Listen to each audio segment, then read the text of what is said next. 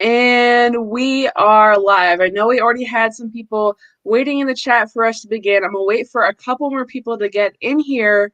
But I'm so excited for today's stream. Thank you to everyone who is here because I know it's Easter. I know you're all with your families and all that kind of stuff. So I really appreciate you taking about an hour out of your Easter Sunday to come and listen to some idiots talk about politics. I guess I should speak for myself. One idiot and one Boogaloo No, boy. I'm definitely a goof. Okay, so A we'll self-described dork with a rifle. Okay, that sounds a little dangerous, but we'll go more into that. So yeah, thank you to everyone who's tuning in right now. Actually, while I'm waiting for more people to get in, let me send a quick tweet just so people know we're live.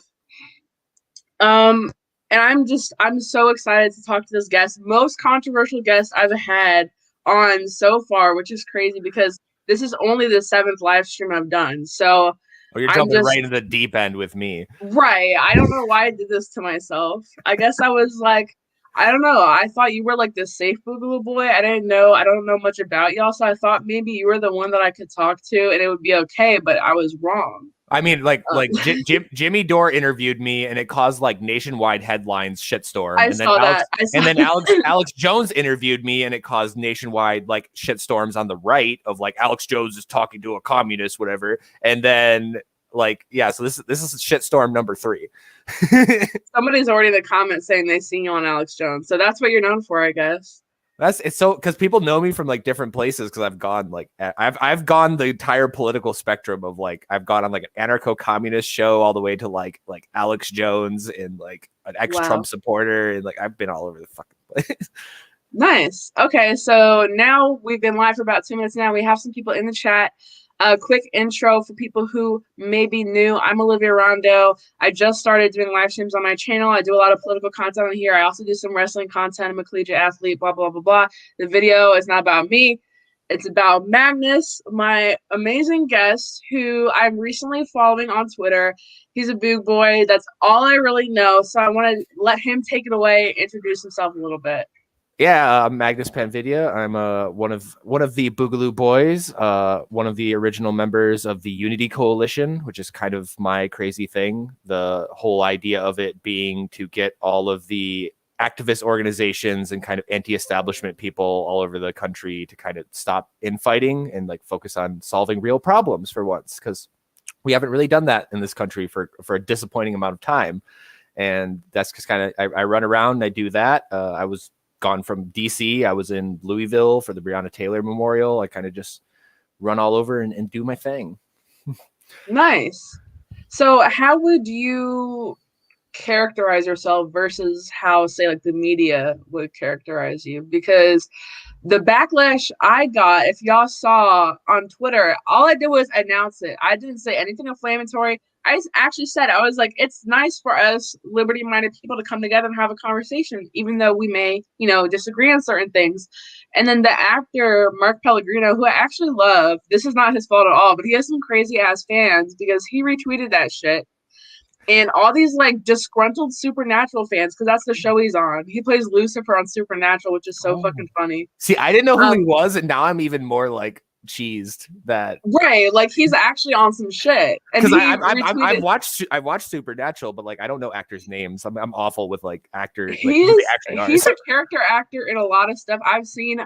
This may show my age, but like he's a reoccurring main character on 13 Reasons Why, and that's like the official show of like depressed teenage girls everywhere. So I grew up on that shit. Like I watched that all through high school, so that's where I know him from. But anyways, all his disgruntled ass fans were like, Mark, why are you promoting this fucking far-right Nazi fascist on this podcast? And then he kept saying, well, the podcaster's black, so you have a problem with black podcasters? Like, that shit was so funny. Oh, I love the multiple comments where she's like, she doesn't look black. And I'm like, who said that? Dude, there's a couple of them. I'm like, Twitter's bad for your brain.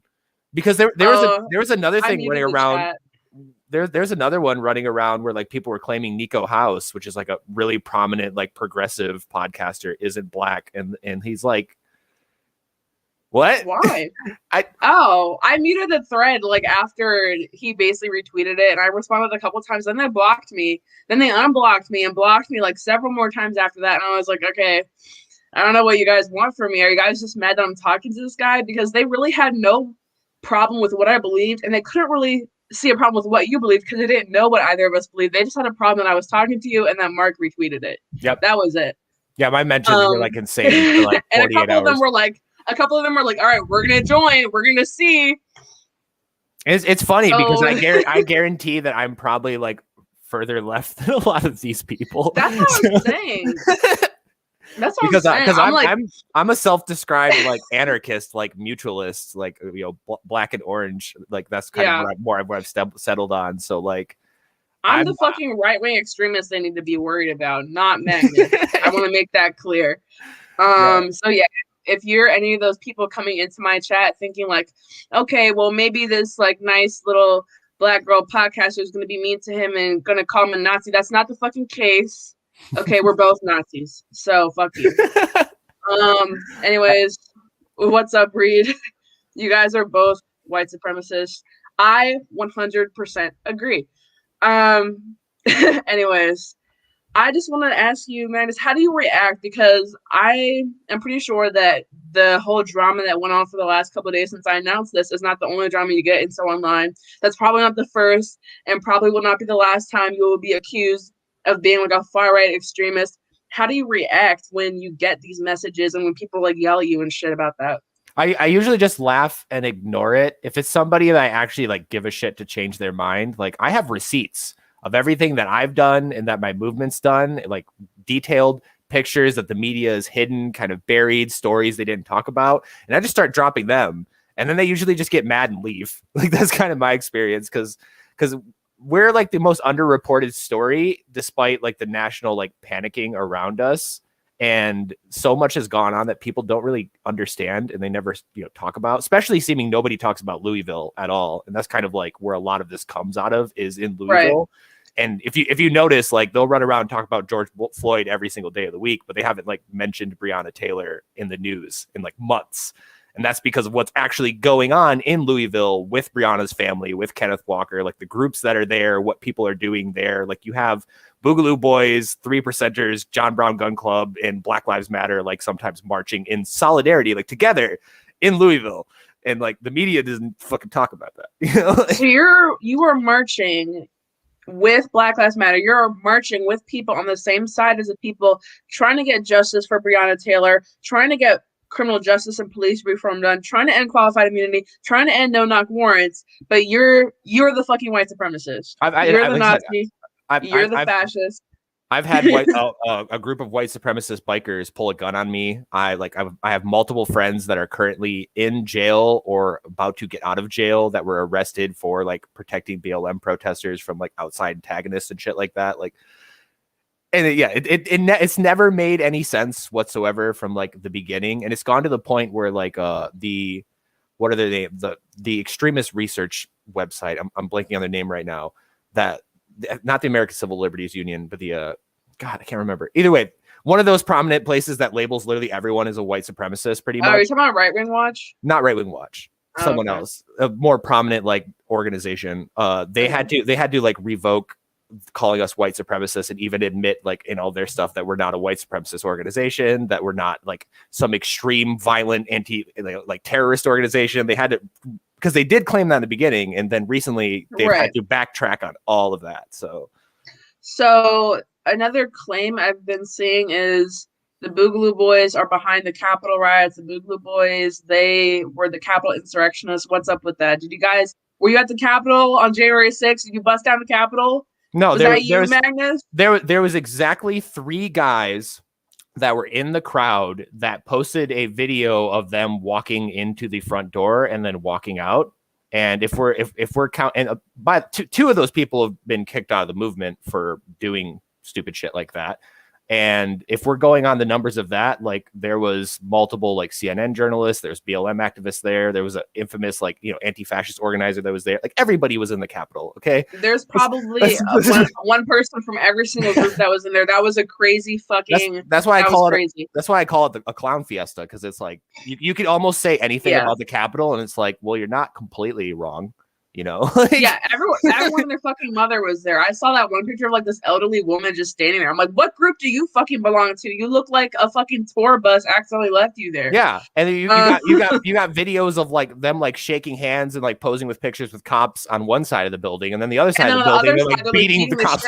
Yeah, so I understand it's very, very hard to discern like who was there, who was violent, who was committing insurrection, all these kind of things, and that kind of leads me to another question. You said that 2 out of 3 people that were members were kicked out for doing stupid shit like that. So is Boogaloo Boys, that's like a membership based organization? No. Is that an official thing or no? No, it's very decentralized. There's like there's a couple of organizations, for lack of a better term, within the movement that, and then obviously there's like state chapters, for lack of a better term, but like nobody's in charge. There's no ranking structure. Nobody calls shots, anything like that. It's very libertarian and anarchist in the sense of like the group and like what you want to do as an individual. And if you decide to associate with that, the only way you get kicked out is if like almost everybody in the movement is like, you did something fucking wrong. And if we ever see you claim to be one of us ever again, we're going to follow you everywhere and tell everyone that you don't represent us and you did something like this. And we've had that with like, you know, doing background checks on people and finding out that they're like have like sexual assault like charges. We've done stuff like that with like, again, like people taking actions or, you know, stepping over the line in some way to where like it was bad enough that almost everyone you go to is like, yeah, fuck that guy. And that's kind of like the only way you really get kicked out. And even then you're not technically kicked out because you were never in, but right, you get like excommunicated from the other members. Pretty much. Okay, so your reputation is destroyed with us, and we're never gonna like back you up or claim you or say you belong to us no matter what you do. Okay, so do you guys ever have an issue with people who might actually be like, oh, you know, a quote unquote like right-wing extremists claiming to be a Boogaloo boy, and you guys are like, what the fuck, like they're not associated with us? Not often, but it does happen, and like we have to do that. Like infamously, there was one idiot running around in Portland that like pulled a gun on protesters and was like waving his gun around, like screaming at people, and he was wearing a Hawaiian like balaclava. None of us knew who he was. We don't know if he just bought it from a store and thought like, oh, this looks cool, or whether he identified as like a boog. But like all of us got on Twitter, all of us got on Facebook. We're like, who is this guy? What's his name? We found his name. We found everything. And then we like let everybody know, like all the local activist organizations and everything. Like if this dude shows up, he is not with us, and you like free to handle that however you want, you know? And if a person like that did like do something like that and then showed up to one of our events that we were at and we knew them, we'd, you know, politely but firmly ask them to leave, you know? Gotcha. Especially if they're causing like danger to protesters, because the whole point of going out to these events the way we do is to make sure that there is no violence. So like if you are a guy coming in that's going to cause problems and cause violence, then like get the fuck out of here. Right. I mean, just from your description, just from what I've seen pictures of Boog Boys, you know, standing hand in hand with BLM protesters, making sure they're okay. It just seems like you guys protect people. Yeah. It doesn't seem like you guys are often instigators. I mean, the only real instance I've heard of where people accuse you guys being the instigators was the Capitol riots on January 6th. But it kind of seems like everybody was there. Like everybody, all groups had some people there, but you guys didn't endorse that. That wasn't an organized effort to attack the Capitol on the Boog Boys' part. No. Why do people say that? What I think the biggest thing is that people think we're interchangeable with Proud Boys, which is the most surreal. I've heard that, which is really weird because Proud Boys are pretty right wing. I don't think they're extremists either, but you guys just have different ideologies. And we also have like got into like fist fights with each other, like often and publicly. Like Ford Fisher and like a bunch of other people have like live streams of like them. Why are you guys getting the fist fights with the Proud Boys? So there was 3 very specific instances. The first one was in Detroit where they showed up to an event and saw us with guns, and I don't know if they were just like intimidated or something like that, but then like they got really fucking weird, antagonistic with us, and that almost resulted in a fight. And then in Columbus, Ohio, there was an event where it was an anti-lockdown protest that happened to be on the same day as a BLM protest, and the two sides tried to fight with each other. And there ended up being an instance of 6 Proud Boys surrounding this woman and like yelling at her. And one of our guys stepped up and was like, yo, dude, like back up, like leave this woman alone. And it resulted in a 1-on-6 fist fight, which I've posted pictures and videos of this. And then the last example was one of us was in Washington, D.C. the night that Enrico Tarrio like ripped down the BLM banner and like burned it and everything. Yeah.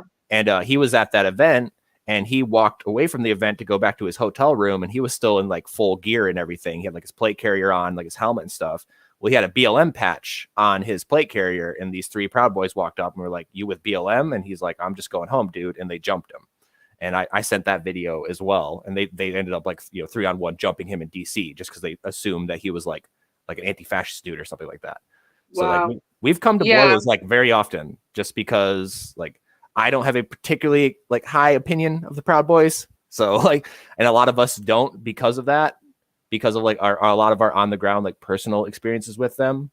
But then again, like I can only speak for like locally and where I've been and where I've gone. Like I don't know what goes on in the Pacific Northwest. I don't know what's happening in Texas or like Florida or whatever. I just know like the places I've gone, and the people that I roll with have had very, very negative experiences with them. I will say this, I don't want to generalize them, just like I'm sure a lot of big boys don't want people to generalize y'all, because I view y'all both as organizations that I agree with y'all on some points, disagree on some others, but I can respect y'all. And my only real interactions with the Proud Boys have been positive, again, anecdotal. And I was with DC Proud Boys. I'm from the DC area, so the one time it was like this crazy event, but like All Out DC was putting on this like fucking like Antifa / Black Lives Matter / whatever the fuck rally, and it was like a counter rally or counter protest to the free, like it was like a Free Speech USA rally or something that the Proud Boys were doing security for. And so me looking like how I look, I was able to walk into the Antifa rally and no one really clocked that I was not fucking Antifa. And so they're like giving me like literature and stuff, blah, blah, blah, blah, blah. And this was after the Proud Boys gave me a press pass for their event and shit. So they ended up having to protect me later on the night when Antifa kind of realized like, hey, this bitch is like playing both sides. So it was a crazy kind of thing, but I ended up being like escorted by the Proud Boys around DC that day. And I got stuck on the wrong side of the police line, like with Antifa, and like everyone was like fucking rioting and fighting. They kind of like yanked me out of there. So I was like very grateful to them for that. But I did criticize them. There are a few Proud Boys that I know personally that, I communicate with, I text with. And I did criticize one because he was trying to defend Enrique ripping down the BLM sign off of the Black church. And I was like, I don't think that's right. I think we have, freedom of speech, even if you disagree with that speech, blah, blah, blah, blah.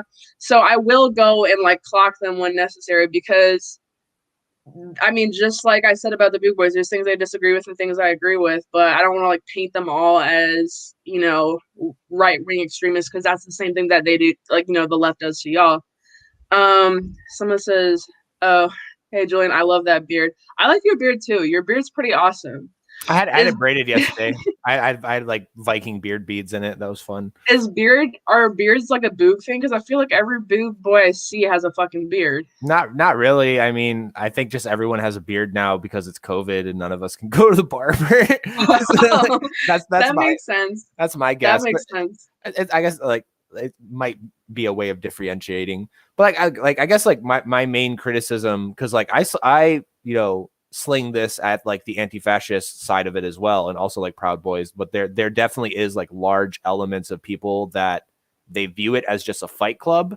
Like people try to like they just want to go out and like beat the shit out of people they disagree with. And I do get into like some arguments with people because like they try to lay all these politics on a lot of the Proud Boys, and I'm like, a lot of them that I've met like don't really have any politics besides like very generic conservative beliefs. They're not at these like they're not at this event to like promote something. They're there because they're like, oh, Antifa's there, let's get into a fight. And it's like, that's, you know, that's not always good. And that's what's led to like so many things, and why like we've had like, we weren't antagonistic with them in the beginning, but we weren't really like, they're Trump people, we were anti-Trump people, but we agreed on being anti-lockdown. So like we rolled in similar circles. So it wasn't like inherently antagonistic, and it's only gotten worse because like the whole thing we do is try to prevent violence. And there's been so many instances where they're like, well, we want to go punch commies. And we're like, no, you can't do that. We're not, you know, this is leave people the fuck alone. And it's turned into a fight, and we've ended up having to get into fights with Proud Boys because of that. So it's like, Gotcha. Thank you, Austin, for the super chat, just showing you some support. Magnus needs to follow me back on Twitter. Okay, Magnus, go follow RKX Kids on Twitter. Please. I need your at. Yeah, put your at in the chat, Austin. Anyways, so that's very interesting because are Antifa, are they anti-lockdown too or no? No, not really. I mean, like you will find a little more nuanced opinion than like a lot of like generic Twitter lefties and kind of like Biden people on the lockdown of like they are very against parts of it, but not like the broad concept in general. And that's obviously like a rubbing point that we have to constantly deal with when we're working with groups like that. It's like we're almost all of us are like explicitly the anti fucking lockdown, to where like me even personally have like anti-lockdown positions that people on the right don't even have, you know? So please elaborate. Let's open this up into your beliefs. This is the biggest one that I get, like even like libertarians and stuff go after me like really hard, is we're because of the lockdowns and everything that's going on, we're about to run into a huge problem with an eviction crisis, and it's already kind of happening in a lot of places where I've definitely seen it. Yep. Where a lot of people are about to get thrown out on the street, and I'm coming out here being like, I know it's like free markets and contracts and property rights, I get all of that, but like we just had an entire year where people couldn't work, people couldn't run their business, people couldn't evict people, and people couldn't cash in on the mortgage. So like the whole system came to a halt. And then if we just start that back up again and all these people get evicted, like it's going to burn from the bottom up. And you can put your principles all you want on there. Like I can't personally think it's right to want to see thousands and thousands and thousands of people lose their homes and get, you know, evicted and get foreclosed on, and like where that would lead. I don't think people want to see that. So I'm trying to like run around to the right and stuff and be like, look, I understand like property rights and all that. I really do get it. But like, we have to find an answer to this question, because right now, like there's an entire camp in California in a park that's been like, where like anti-fascist activists have been fighting the cops, that all the homeless people in that park are veterans and like recently evicted people from COVID. So this isn't even like your usual homeless camp, and the cops are trying to run them out of town.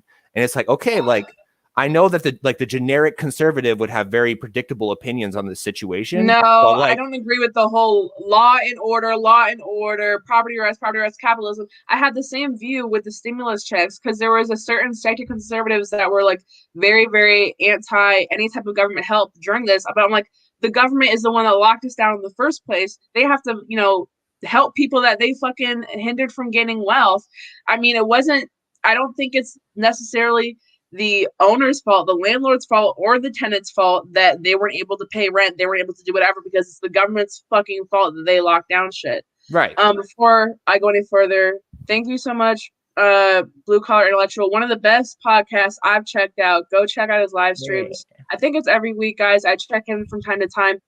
I'm a mega 100% anti-lockdown. I 100% agree. And this is really embarrassing to admit, but from the jump, like when no one really knew what this shit was, when no one knew what COVID was, even I was like, what's the big deal? We can do 2 weeks to slow the spread. You know, like, come on, guys.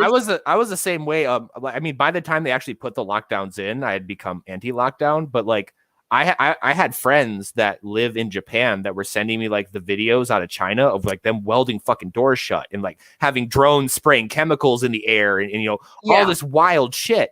And it's like, this is like some 28 days later shit. Like, oh my God, the world's coming to an end. So I was like, oh, hey, we need to like lock the country down. It scared me. I thought it was gonna be a fucking zombie apocalypse, yeah, bro. I was like, fuck. I'm like, we need to lock everything down. We need to shut everything down until we know what's going on. And then, of course, government being government, by the time they even got around to locking the country down, not only had that ship sailed, but at that point we started to realize like, oh, actually, like, it's not what it originally looked like. COVID isn't like what the media is telling everybody exactly is. And then it was like, at that point, I'm like, well, you already screwed up and no lockdown. So yeah, I like radically swung between both positions like a little bit beforehand. Me too. Dude, I need to call myself out for this because since it's Easter, I feel like this is relevant. But I remember a comment and I don't think I deleted it. I mean, I'll expose myself if you guys go on my Twitter. I remember there was this is so embarrassing. I think like Charlie Kirk tweeted it, which I feel like which is what prompted me to respond to it. But it was like about church lockdowns. It was like somebody getting arrested for like not complying. And I was like, it's 2 weeks, guys. Like, hold on. Oh, and no. now I feel you became what you hated. I was what I hated. I don't know what the fuck was going on. Let me read some of these super chats. This one's about to expire. 30 million people are behind on rent and mortgages by 6 months, and it's going to be a humanitarian disaster if we don't act. That's another thing I hate about the right is that any idea to tackle any type of debt, any type of hardship on the American people is like socialism. It's like we don't have to have a socialist like solution to it, but we have to have a solution. So the solution to like Medicare for all is not just to scream socialism at it. Let's actually have a solution. I got this it was probably about a year ago. I posted about when are Republicans going to have a solution to the student debt crisis? And everyone was in my comments like, get a fucking job, libtard. And I was like, first of all, I have a job. Second of all, I currently don't have any student loans. And third of all, I'm just interested in a conservative position to tackle this issue. It really had nothing to do with taxpayer-funded, student loans. I was just like, how do we lower the cost of higher education? And nobody wanted to fucking talk about it. I mean, doesn't that incentivize a company to like buy off people's student debts for employment contracts? Like you could think of so many ways to solve these, and I do hate how like, hey, this is a problem. We can't just go like only the left addresses this problem, so thus we can never address the fucking problem. And it's like and I've always had this perspective because I was like a libertarian environmental activist, and if you look at most environmental activism, it's very left wing. To where like my whole thing is like we don't need the government to save the planet. If you get out and save the fucking planet, like go pick up some garbage, go like run it. Because I worked with a totally volunteer river cleanup organization that just like went down the river in my hometown and like picked up garbage and like cleaned up the river with no taxpayer dollars or nothing. And I imagine if we tried to do that now in like the era of like GoFundMe and stuff, it would have been even more successful. So it's like there's non-government ways to solve this problem. We don't have to like just addressing it doesn't mean that we want the government to sweep in and save everybody. And it's the same thing with the housing crisis. Like I don't even think that the government should rush in and ban evictions and ban foreclosures and everything like that. That doesn't have to be the answer, but there has to be an answer. We have to find an answer, because if we don't, then the only people that are going to get out well are the big banks, and all of the homeowners and all the landlords and all the tenants and all the homeless people are going to get screwed over. And then you're going to have a very large, angry group of people that don't have anything to lose anymore. And people, say that I want a violent civil war. Like, okay, wait, let me get this straight. So you're an environmentalist. Yes. You're an activist that supports people like BLM. You have friends in Antifa. You support homeless rights. You are against all these evictions. You are a far right extremist. That amazes me. I think it's just mostly like the fact that it's like white dude with a gun. Like that's just automatically like, in today's political climate, they just make a bunch of fucking. Yeah, you definitely look super racist and scary. Evicting all these people at once would crash the market faster than the 2009 housing crash. Liv is right. The government started destroying everything they need to make it right. That's kind of my view on it. And if you have watched my streams before, if you watched my videos before, that's the same kind of that is the same outlook I take to things such as reparations and then again the stimulus check. If the government fucks up, I think the government should fix it, then get the fuck out. I don't think the government should be making more problems that they have to pay us back far down the line. I just think there's kind of a short list of things that I think the government should pay us back for, stimulus checks included, and then they should fuck off. I don't think they should fuck off now because they've fucked up things so badly that we need them to like lift certain restrictions and pay us back for certain shit. But yeah, that's just my view on that. Yeah, and definitely just like a lot of people assume of like with government spending that everything is going to be on top of what we're doing. But like if you combine that with me, it's like, well, I want the government to stop spending money on a whole lot of things. Like I want to cut like the federal budget by like 80%. And then like with that 20% left, put it to like shit like that. Because again, like me being an anarchist, I don't even like there being a government. But the whole point of the government is to like provide for people in circumstances like this when everything goes sideways and there's disasters and calamity and war and stuff. Like that's the point where like the government's in theory is supposed to be the most helpful to people, and they've been totally useless during all of COVID. I don't think shit went sideways. I think the government saw that it wasn't going sideways and made it go sideways. Well, yeah, I agree, but I'm just I'm giving the normie friendly take. No, for sure, because people were all panicking in the beginning, buying all the toilet paper in the store. The stores never closed. Toilet paper never went out of stock. Production never stopped. There was never any type of fucking famine or food shortage. Really, shit really did hit the fan. I really don't think it was an apocalyptic type thing, but the government was like, oh, fuck. We told everybody it's going to be a fucking apocalypse. Let's make it a fucking apocalypse. That's what happened. Do you know the story behind the toilet paper shortage? Like where all of that began and how it got to the point? I don't know, but I know that my dad single-handedly contributed to the toilet paper shortage in the state of Maryland because my garage still has like 95 rolls of toilet paper in it. So, God. Yeah, go ahead. So it literally started with a single rumor from a news outlet in Australia that claimed that all of their toilet paper was made overseas in China and that there wouldn't be any toilet paper coming into the country, which is stupid and ridiculous. Maybe for Australia, I don't know who produces their toilet paper, but not for us.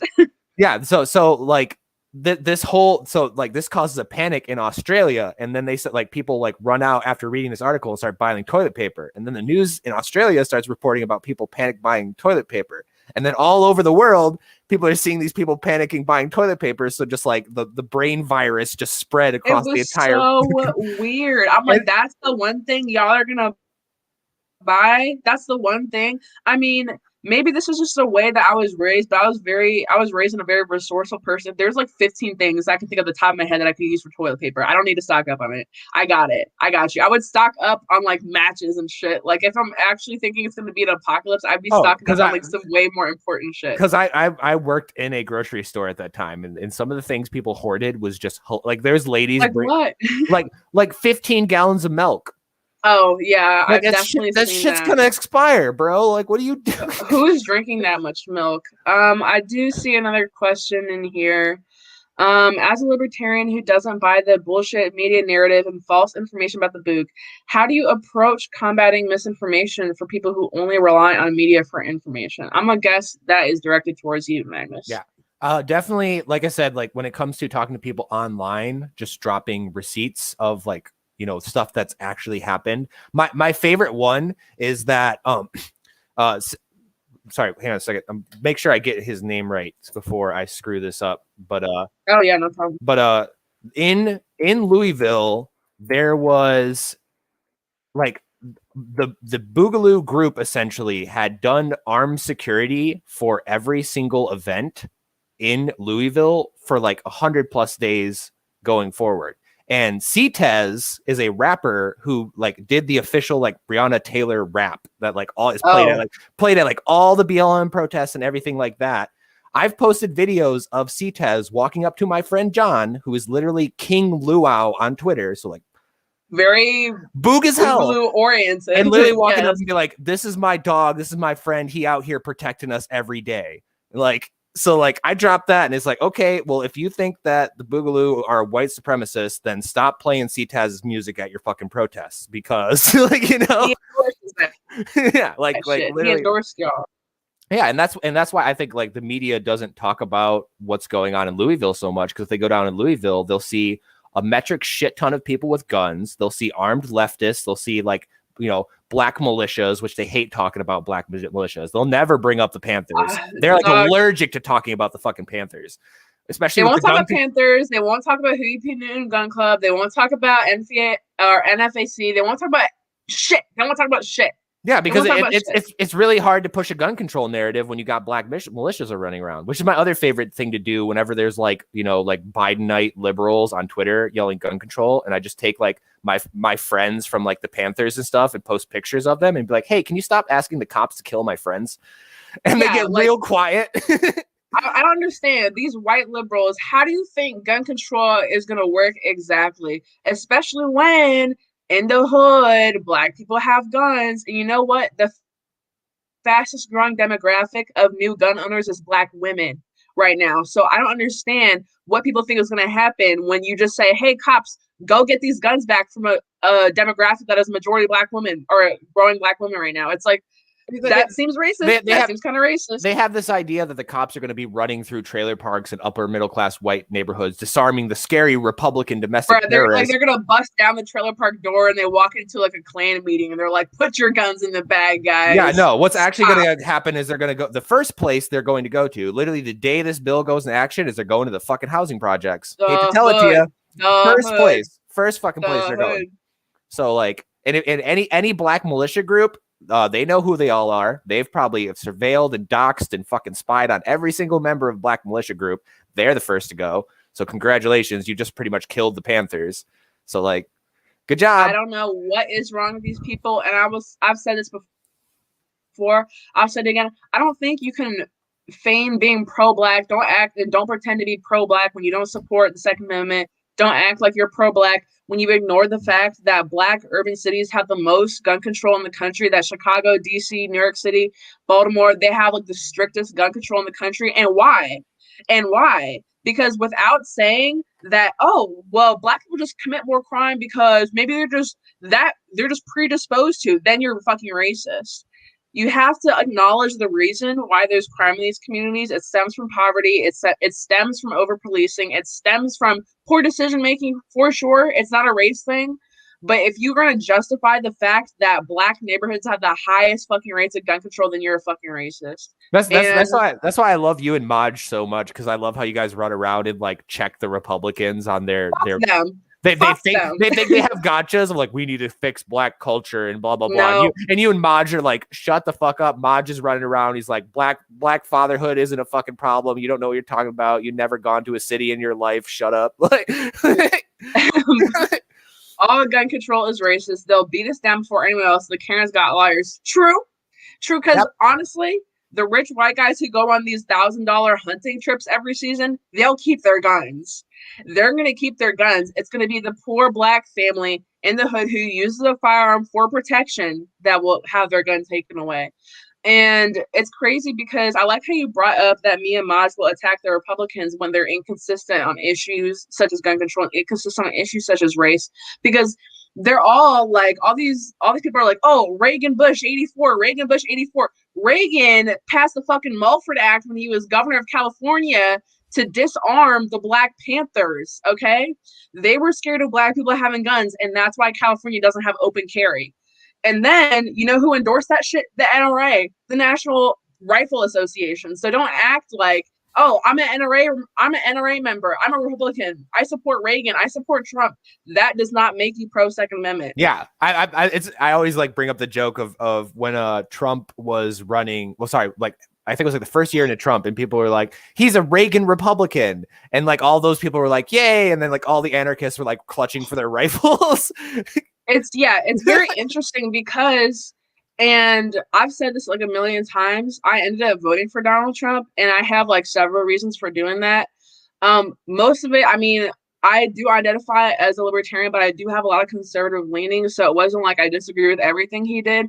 But a lot of things that other Trump voters weren't willing to say that I was willing to say was, hey, I don't want a Republican president that compromises on shit like bump stocks. I don't want a and red flag laws. and red flag laws. And I made a video about Dan Crenshaw like a few months back about how he supported red flag laws and how all around he just is shitty. And I gave like a million different reasons why, but the video was kind of majority about red flag laws and the fact that he's a war hawk. Yeah, and Republicans are in the comments like, red flag laws aren't that bad. I'm like, if a Democrat said that shit, you would be up in fucking arms. So yeah, so that particular, like, again, because like our whole fucking movement started because of a red flag law. Like the Boogaloo came into being because of a red flag raid. Duncan Lemp was killed because of a red flag law. Like I would not be here if it wasn't for that. And like that's like, because when I would go to Stop the Steal rallies like all the time when that was going on in Michigan to kind of like sprinkle some red pills on some people, and I'd always get into it of like people like, well, you're a Second Amendment guy, and I'd be like, yeah, I am. That's like, did you real Second Amendment guy? And especially like the NRA is so useless that in general, dude, and so Wayne dumb. LaPierre, he's the CEO or whatever the fuck. He's the president of NRA. Wayne LaPierre, if you guys don't know, at the most recent CPAC conference, he was up there talking about if Democrats just enforced the gun control that was already on the books, we would have no gun problems. Okay, so the president of the NRA literally just came out in support of gun control in Democrat-run cities. You want to keep these black cities that Democrats control without guns, without protection? Yeah, you're a fucking racist too. And yeah, all gun control is racist. All infringements of the Second Amendment are anti-gun laws. I mean, I can't. There was somebody in my comments the other day like, I support the Second Amendment, but I support Donald Trump's decision to ban bump stocks. I'm like, then no, you don't. No, you don't. Then no, you don't. I voted for the man. I disagree with that. I really just thought, hey, he's better for guns than Joe Biden. But honestly, by a slim margin. It's not like Trump is out here, advocating for constitutional carry in all 50 states. That's like grassroots activists doing that. It wasn't shit. like his ATF was not just running around during his 4 years doing all sorts of crazy it was very, shit. very slight. He's very, very slightly better. He is at least not openly calling for gun control and banning guns, but kind of quietly banning bump stocks and quietly being like, I don't know, red flag laws aren't such a bad idea. That sucks. Pistol braces, 80% lowers, like the list goes on and on and on and on. Like with like how the Trump ATF was just running around. They arrested the auto key card guy, which I don't know if you know that story, but that's like literally this guy was just selling like metal business cards that had like a laser engraving of a auto sear or a lightning link, which if you had one of those, you could put it into an AR-15 and make it fully automatic. But this was a thin aluminum business card that was just kind of like a promotion. They arrested that man for manufacturing machine guns. Is he in prison like now? Well, he hasn't gone to trial, but he's arrested. Oh. Like, wow. Yeah. So it's like somebody brought up what I was talking about. California banned open carry only after the Black Panthers started doing community watches armed. That's exactly what I'm saying. And then Republicans to this day are all through my comments like the Black Panthers are armed terrorists. Reagan had to do something. I had one person say, "Oh well, Reagan had an assassination attempt while in office. Why would you expect him to not be pro gun control?" I was like, first of all, that was when he was the governor of California. Second of all, how much of a bootlicker do you have to be to support gun control if somebody shoots at you?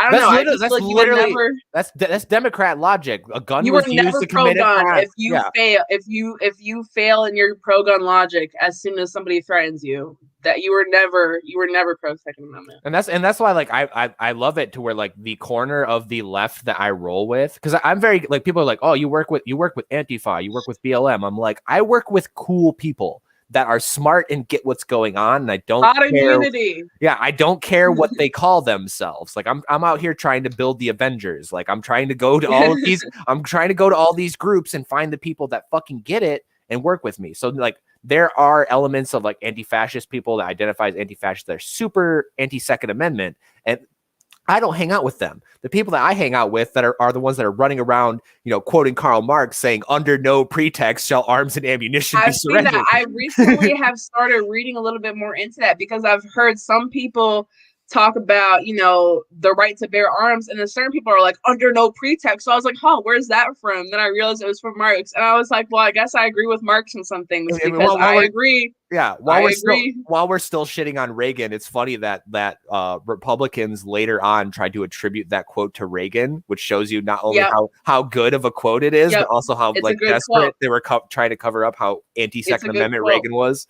You know, I've tried to reach out to more left libertarians because I'm a right libertarian. I may be more far right than a lot of libertarians, but maybe less far right than some. I really don't know. I think I'm like in the middle of like the bottom right quadrant, perhaps. And I try to reach out to left libertarians sometimes, and they get really mad at me because I don't agree with them on like certain social issues. I'm just like, guys, do what you want to do. Like, I'm just here because we agree on free speech, we agree on Second Amendment, but a lot of them want no part in me, and I don't understand that because you don't seem strictly left or right. I don't know how you identify, but you just seem I'm like straight down. I feel like you fuck with everybody that's kind of in like the liberty bottom quadrant, and I'm just like, what the fuck? How do I relate to these people? How do I relate to the pronoun people? That's what I want to know. You can't fucking do it through Twitter because everyone is insane on the internet. Like, again, that's why I talk about like building the adventure stuff, because the people that are on the ground and actually like doing stuff and movers and shakers, people that run organizations, people that are going out and feeding homeless people, people that are going to protests and stuff like that, they still do. Some people still do. It's still annoying fucking high school shit, but infinitely better than Twitter. And when you can like talk to people and like have like human conversations, like it's a lot easier. But I see that. But it's also a lot of it's just like language. Like, people don't realize that you have a political accent and like the words you use and how you try to describe things. And a lot of people cannot get over that.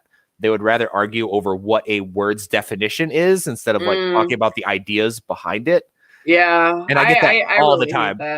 I really hate that. It's the worst. It's the worst in anarchist circles, because like the anarcho-communists are like, there's no such thing as anarcho-capitalism, and the anarcho-capitalists are like, well, there's no such thing as anarcho-communism. And I'm like, how about I've seen a lot of shit that there's like no such thing as libertarian socialism. I still don't know what the fuck that is. Maybe there is such a thing. I really don't know what it is, though. It's just volunteer socialism. So like, you can live in like a commune and you all just I see no problem with that. I don't want to be part of it. I don't want to be part of it, but I see no problem with y'all doing that in your own little space. Yeah, the whole idea of like libertarianism as a concept, like the bottom part of the political spectrum, is consent, essentially. Like, do you have consent to do this to me? Do I have consent to leave? Can I participate in this consensually? So like libertarian, like anarcho-communism, anarcho-socialism, like libertarian socialism, all that is just like the ability to be like, I want to participate in this system, but I also have like the ability to opt out. And one of my favorite people about that is Murray Bookchin, who's like infamously like famous, more modern like Marxist, anarchist kind of guy. And he actually spoke at the Libertarian National Convention one time, like our Libertarian Party, like national convention. Wow. And he went on this big, like long, speech and stuff like that. Of the way he viewed it is that he would not have a problem with capitalism as that LP described, which is again important, like the way they described what capitalism means to them. And he even went on as further to be like, if my anarcho-socialist society ever became tyrannical, I will happily leave that society and go hang out with you bunch of dirty capitalists to fight that oppression until it's righted. And it's like, that's huge, like, and that's pretty consistent. I feel like, I mean, I just don't think I trust people enough to live in that kind of society voluntarily. But I mean, I was raised next to a commune, so I'm like, oh, wow. How does that work? A lesbian Wiccan commune. Yes. That sounds fun. What's up with that? What do they do? Worship. Is it they're all lesbian? Yes. We're at least the people who own and run it, essentially. But yeah, it was dancing around the maypole and. Did that shape your ideology in any type of way? Living next to a lesbian Wiccan commune? Oh yeah, absolutely. Because like I used to be like a hardcore like Marxist Leninist when I was. I can see that. When I was like when I was younger, and then like my actual experiences in the world and like going out and particularly moving to Chicago and meeting like that kind of the left, which we know, what I mean, that kind of the left. That's when I was like, I don't think I could be part of this. And then I discovered like Ron Paul and stuff. And I'm like, what is this crazy thing called libertarianism? And then I went from like the top left of the political spectrum, like all the way down to like the bottom right, and then kind of like moved a little bit more towards the middle. So that's like my political spectrum is like a giant V. I find it very interesting. Not that I don't want to say you have an extreme ideology, but just people who have very like unique and kind of like out of the box ideologies that switch like very drastically. I always find that very interesting because I definitely, like, as soon as I could form like political opinions, I was just always very confused.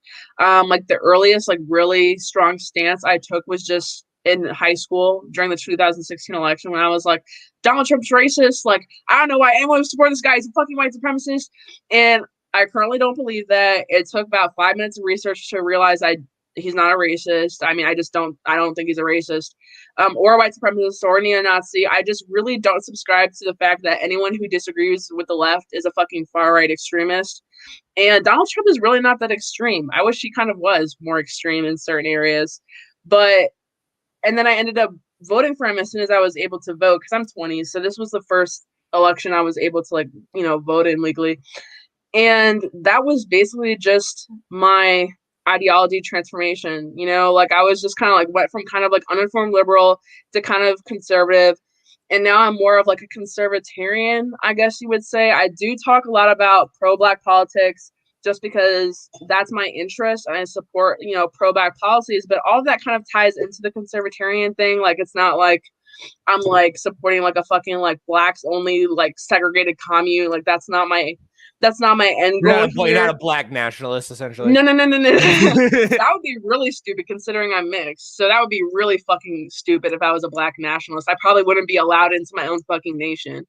But I think a lot of Black issues can be tied into conservatism and can be tied into libertarianism, especially when we talk about things like criminal justice reform, especially ever since the libertarians started posting and supporting and going out to these rallies for Breonna Taylor. I feel like that really appealed to like Black independents and even some Black liberals who are more leaning towards, hey, I'm on the left, but I don't really like how the government is treating us, and I don't think the answer is more government. And I think it's a very, I think libertarianism is like a more nuanced approach to the whole, like, I don't know, all these like stupid leftist, like slogans that don't really mean anything, like defund the police, ACAB. It's like, okay, so what's the legislation? What do we do? And they're just like, ACAB. Like, there's things we can do. Yeah, exactly. We can end qualified immunity. We can end no-knock raids. We can do a lot of shit. We can defund a lot of areas of the police department, but they don't have any fucking ideas. So that's why I'm like, okay, come over to the libertarian side. Like, we believe that not all cops are good and they shouldn't have that much power. Let's fucking do something about it. But I feel like when I talk, sorry, go ahead. Yeah, that's the thing. Like, again, learning like from the online to like actually going and talking to people. Like, what I like the on the ground activists, the ones that are actually trying to fight for the change, like understand exactly what they're doing, and they can break it down really specifically. Like, we're targeting this law, we're going after this cop, we're trying to change this local ordinance, blah blah blah. But you'll never see that because the new.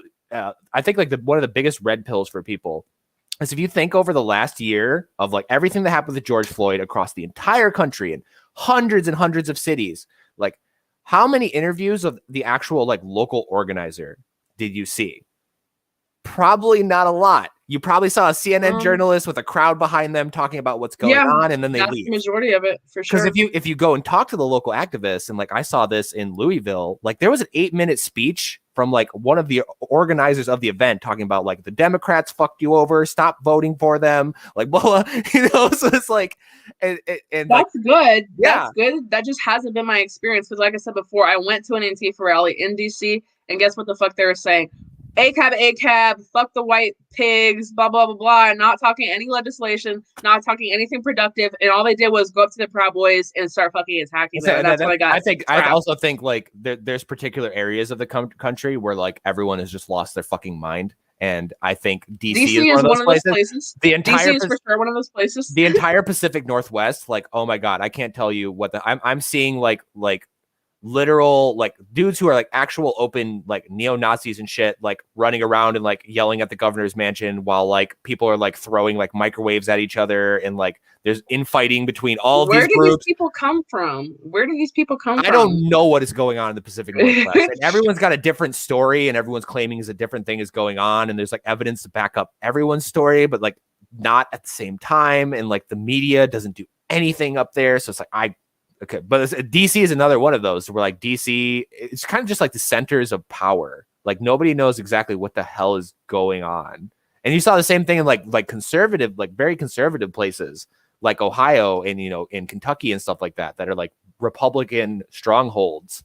And they're like online talking about like, end the lockdowns, you know, back the blue, blah, blah, blah. And then like also going like, well, cops are shutting down churches. And it's like, well, put the connection together. Yeah, well, another comment that basically disagrees with your point from us, and the best thing that happened from COVID is a lot of the so-called right turning on politicians, or sorry, cops. And I 100% agree, because I've been thinking about this for a long time, since before COVID.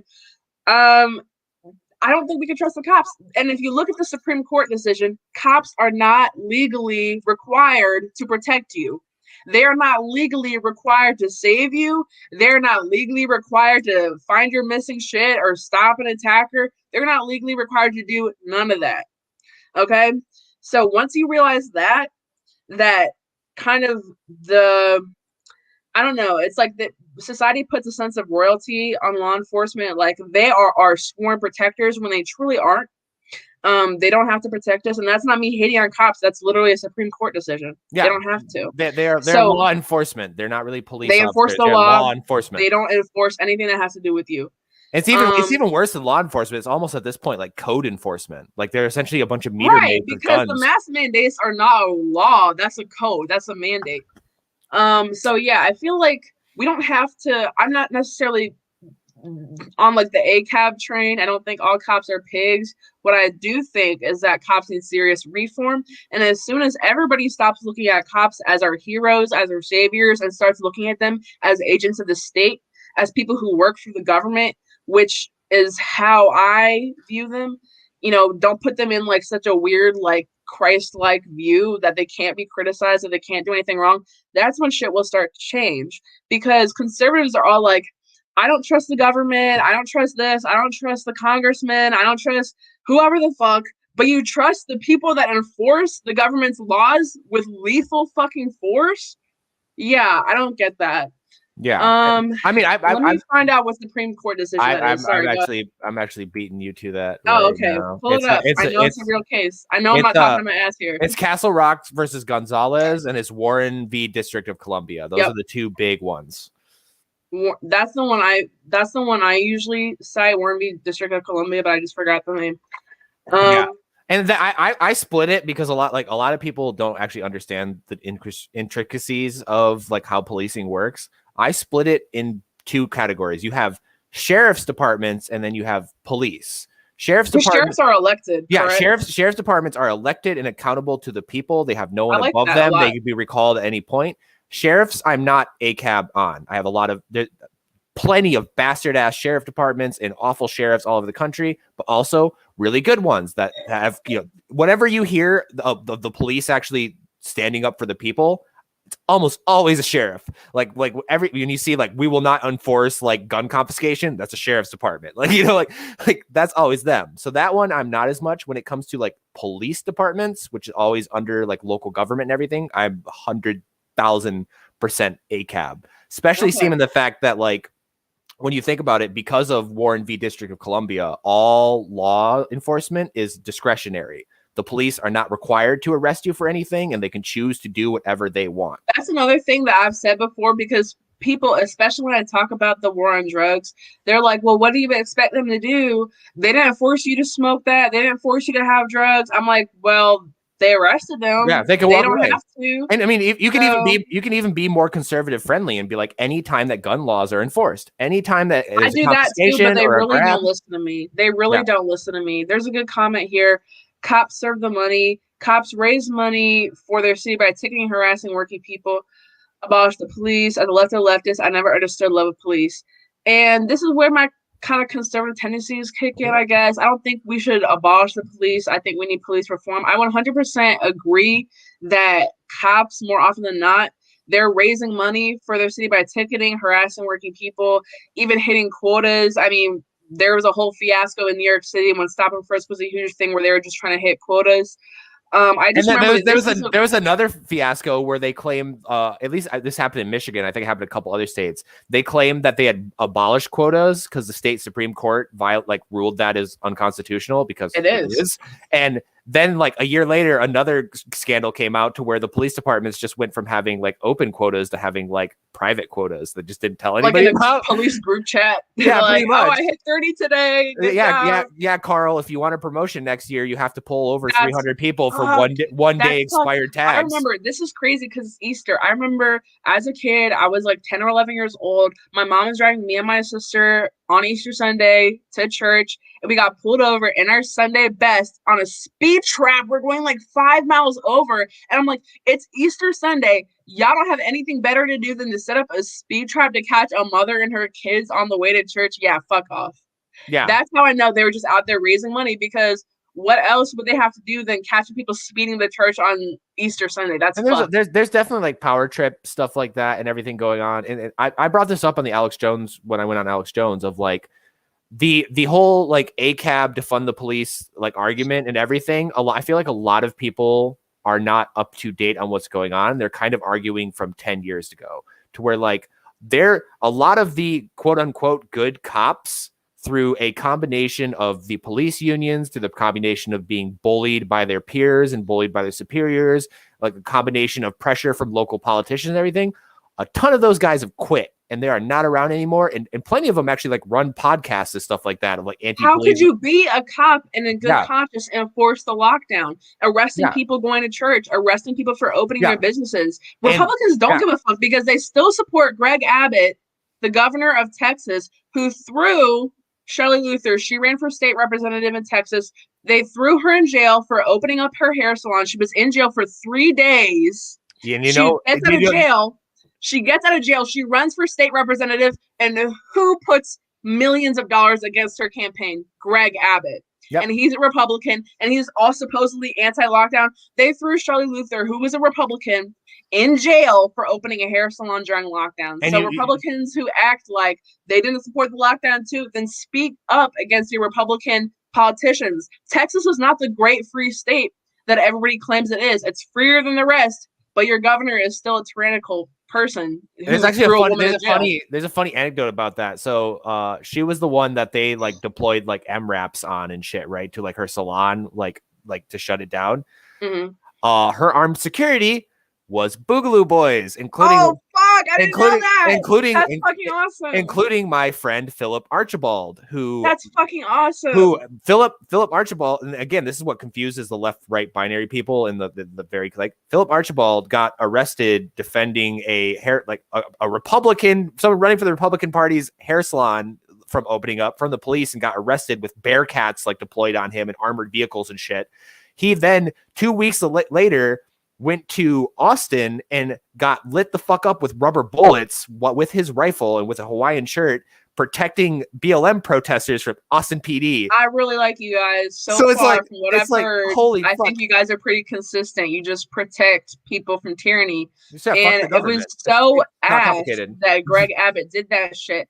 And it was crazy because he had me fooled, because I would see him, passing these little really feel-good laws, nothing that really made a huge change, but they were anti-tyranny. I saw one that really made me like him, and then I realized later it was just like a puff piece. But there was a law in Texas, that prevents people from, having a business that's like an unlicensed food business, so like lemonade stands and shit. I remember he had these kids like come to the Texas State Capitol and was like, "Here, kids, like you can have your lemonade stand." And I was like, "Wow, he's really standing up. He's really sticking it to the man." That was like 2 years ago. And now fast forward to COVID, and now everyone who allegedly was so small government really doesn't give a fuck about it anymore. Yeah, really doesn't. It's all they're willing to be small government in any way that's convenient for them, and then there will be authoritarian hell on other subjects. It's so infuriating. Another super chat. Thank you so much.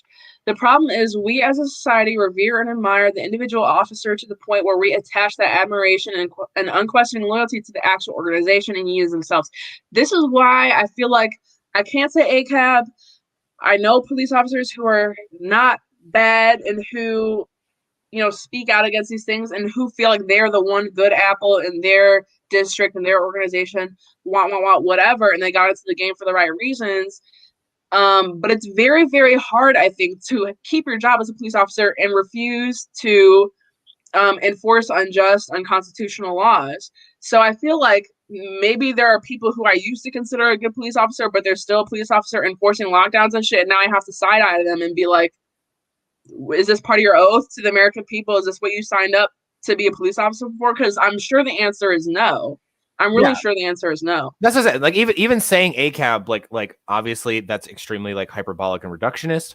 That's the main reason I don't say it, because I'm just like, that's literally cannot be true. That literally cannot be true. But I also dress up in Hawaiian shirts and walk around with rifles and talk about overthrowing the U.S. government. So hyperbole is kind of the part of the play. But like I get that. Again, kind of going to that point or whatever is like, even like the best of cops, like like it's growing up in a very rural community. Like my parents would tell me stories of like drunk drivers being escorted home by the cops. So like all these stories you would hear from your parents of like, oh, when they would bust a party and it was a bunch of underage kids, they just take all their stuff and tell them to go home. You'd hear all these stories of like the police being like community moderators essentially, to where like none of that happens anymore. Like I guess it depends on the district. I don't think that happens very often anymore for sure.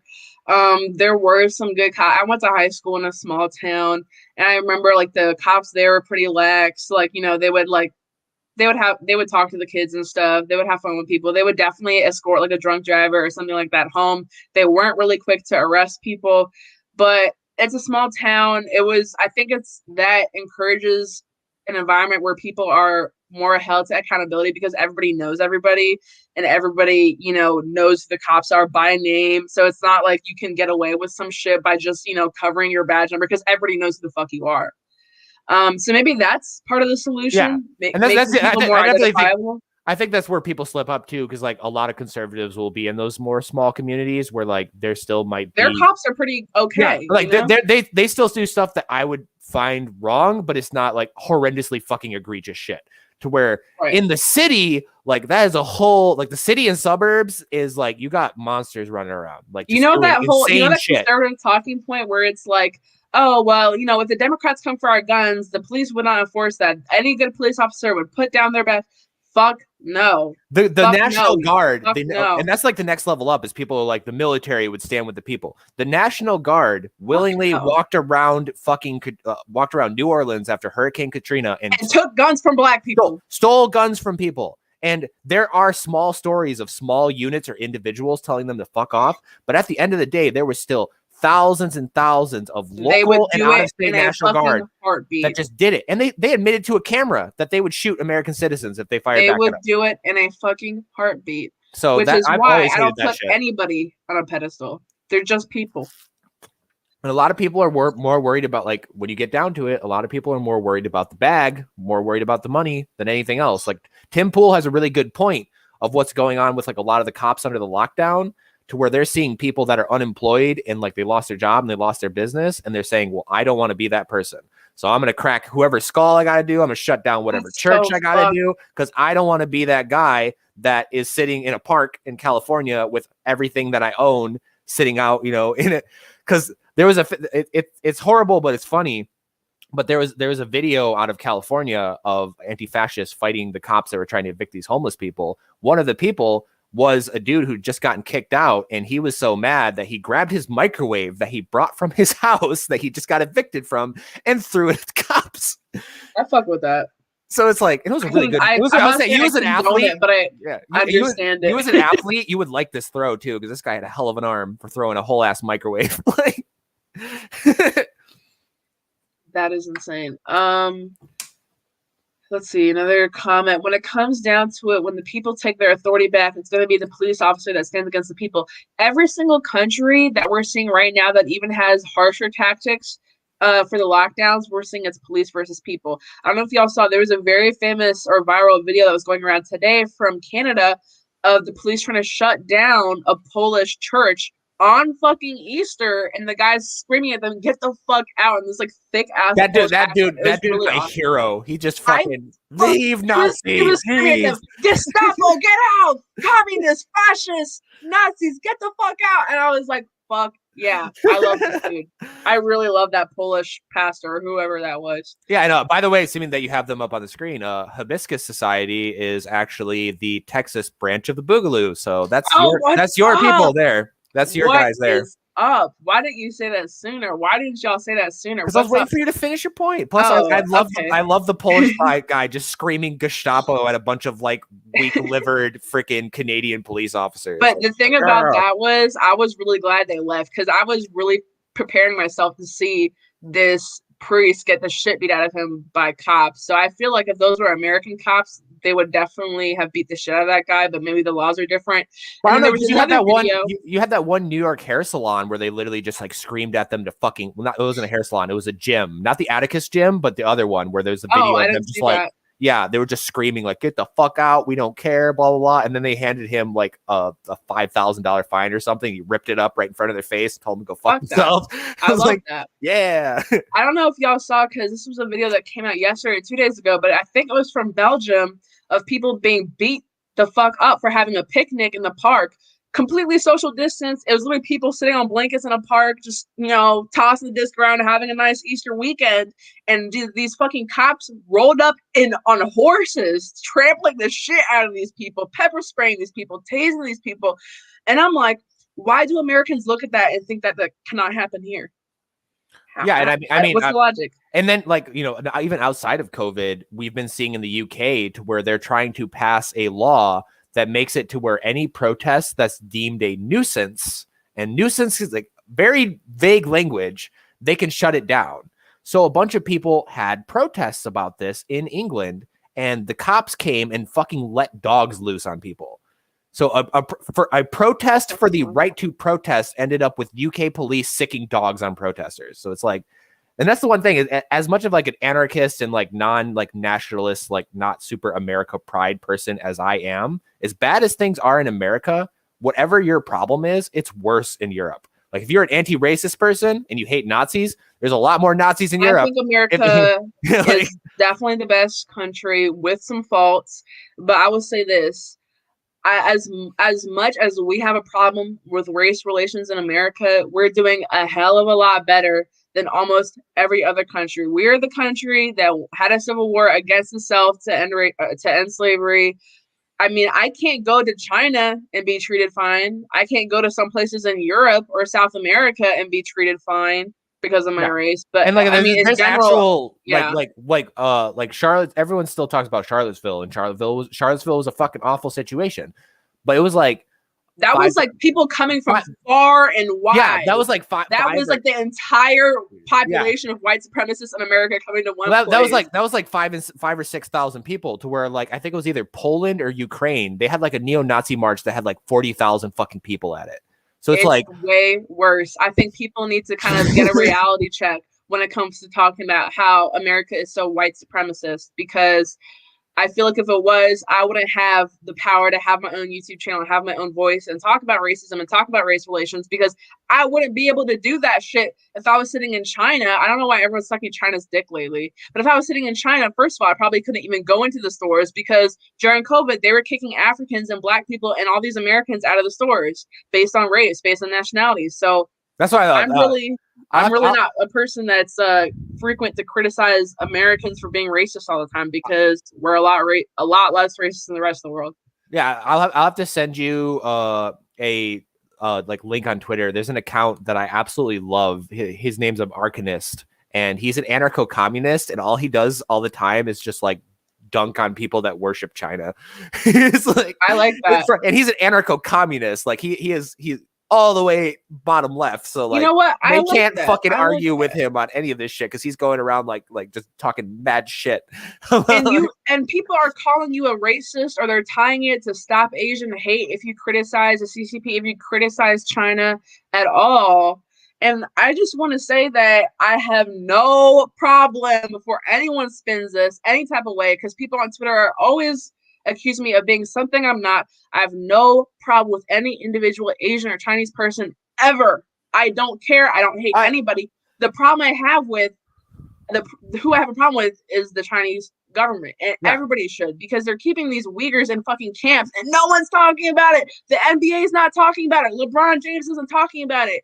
All these people that we look up to in the media, all these people that we watch on TV, they really don't give a fuck about it, and they're calling you a racist. It's all about the bag. And I had the most surreal experience when the Stop Asian Hate thing started, and this was like mind-blowing to me is fucking when that started trending everywhere, I was just like, all the libertarians, you probably saw this, all we did was start posting roof Korean memes. I of love like, the rooftop Koreans, yes, bro. like this More is how you solve the power to problem. them. And, Fuck and, yeah. and people saw that. And it's funny because, again, like, Stop Asian Hate, this is an anti-racist thing. It's like, okay, so give them guns. Let them defend themselves. That's what I mean. Like, but it's partially like a lot of people coming out of it are also coming out of BLM and stuff like that. So we started sharing those pictures, and then people started going down and be like, the Koreans in San Francisco wouldn't have need those guns if they weren't so fucking racist to black people. And it's like, this is under like a Stop Asian Hate. So they went from Stop Asian Hate to like being racist as fuck against Asians. Bro.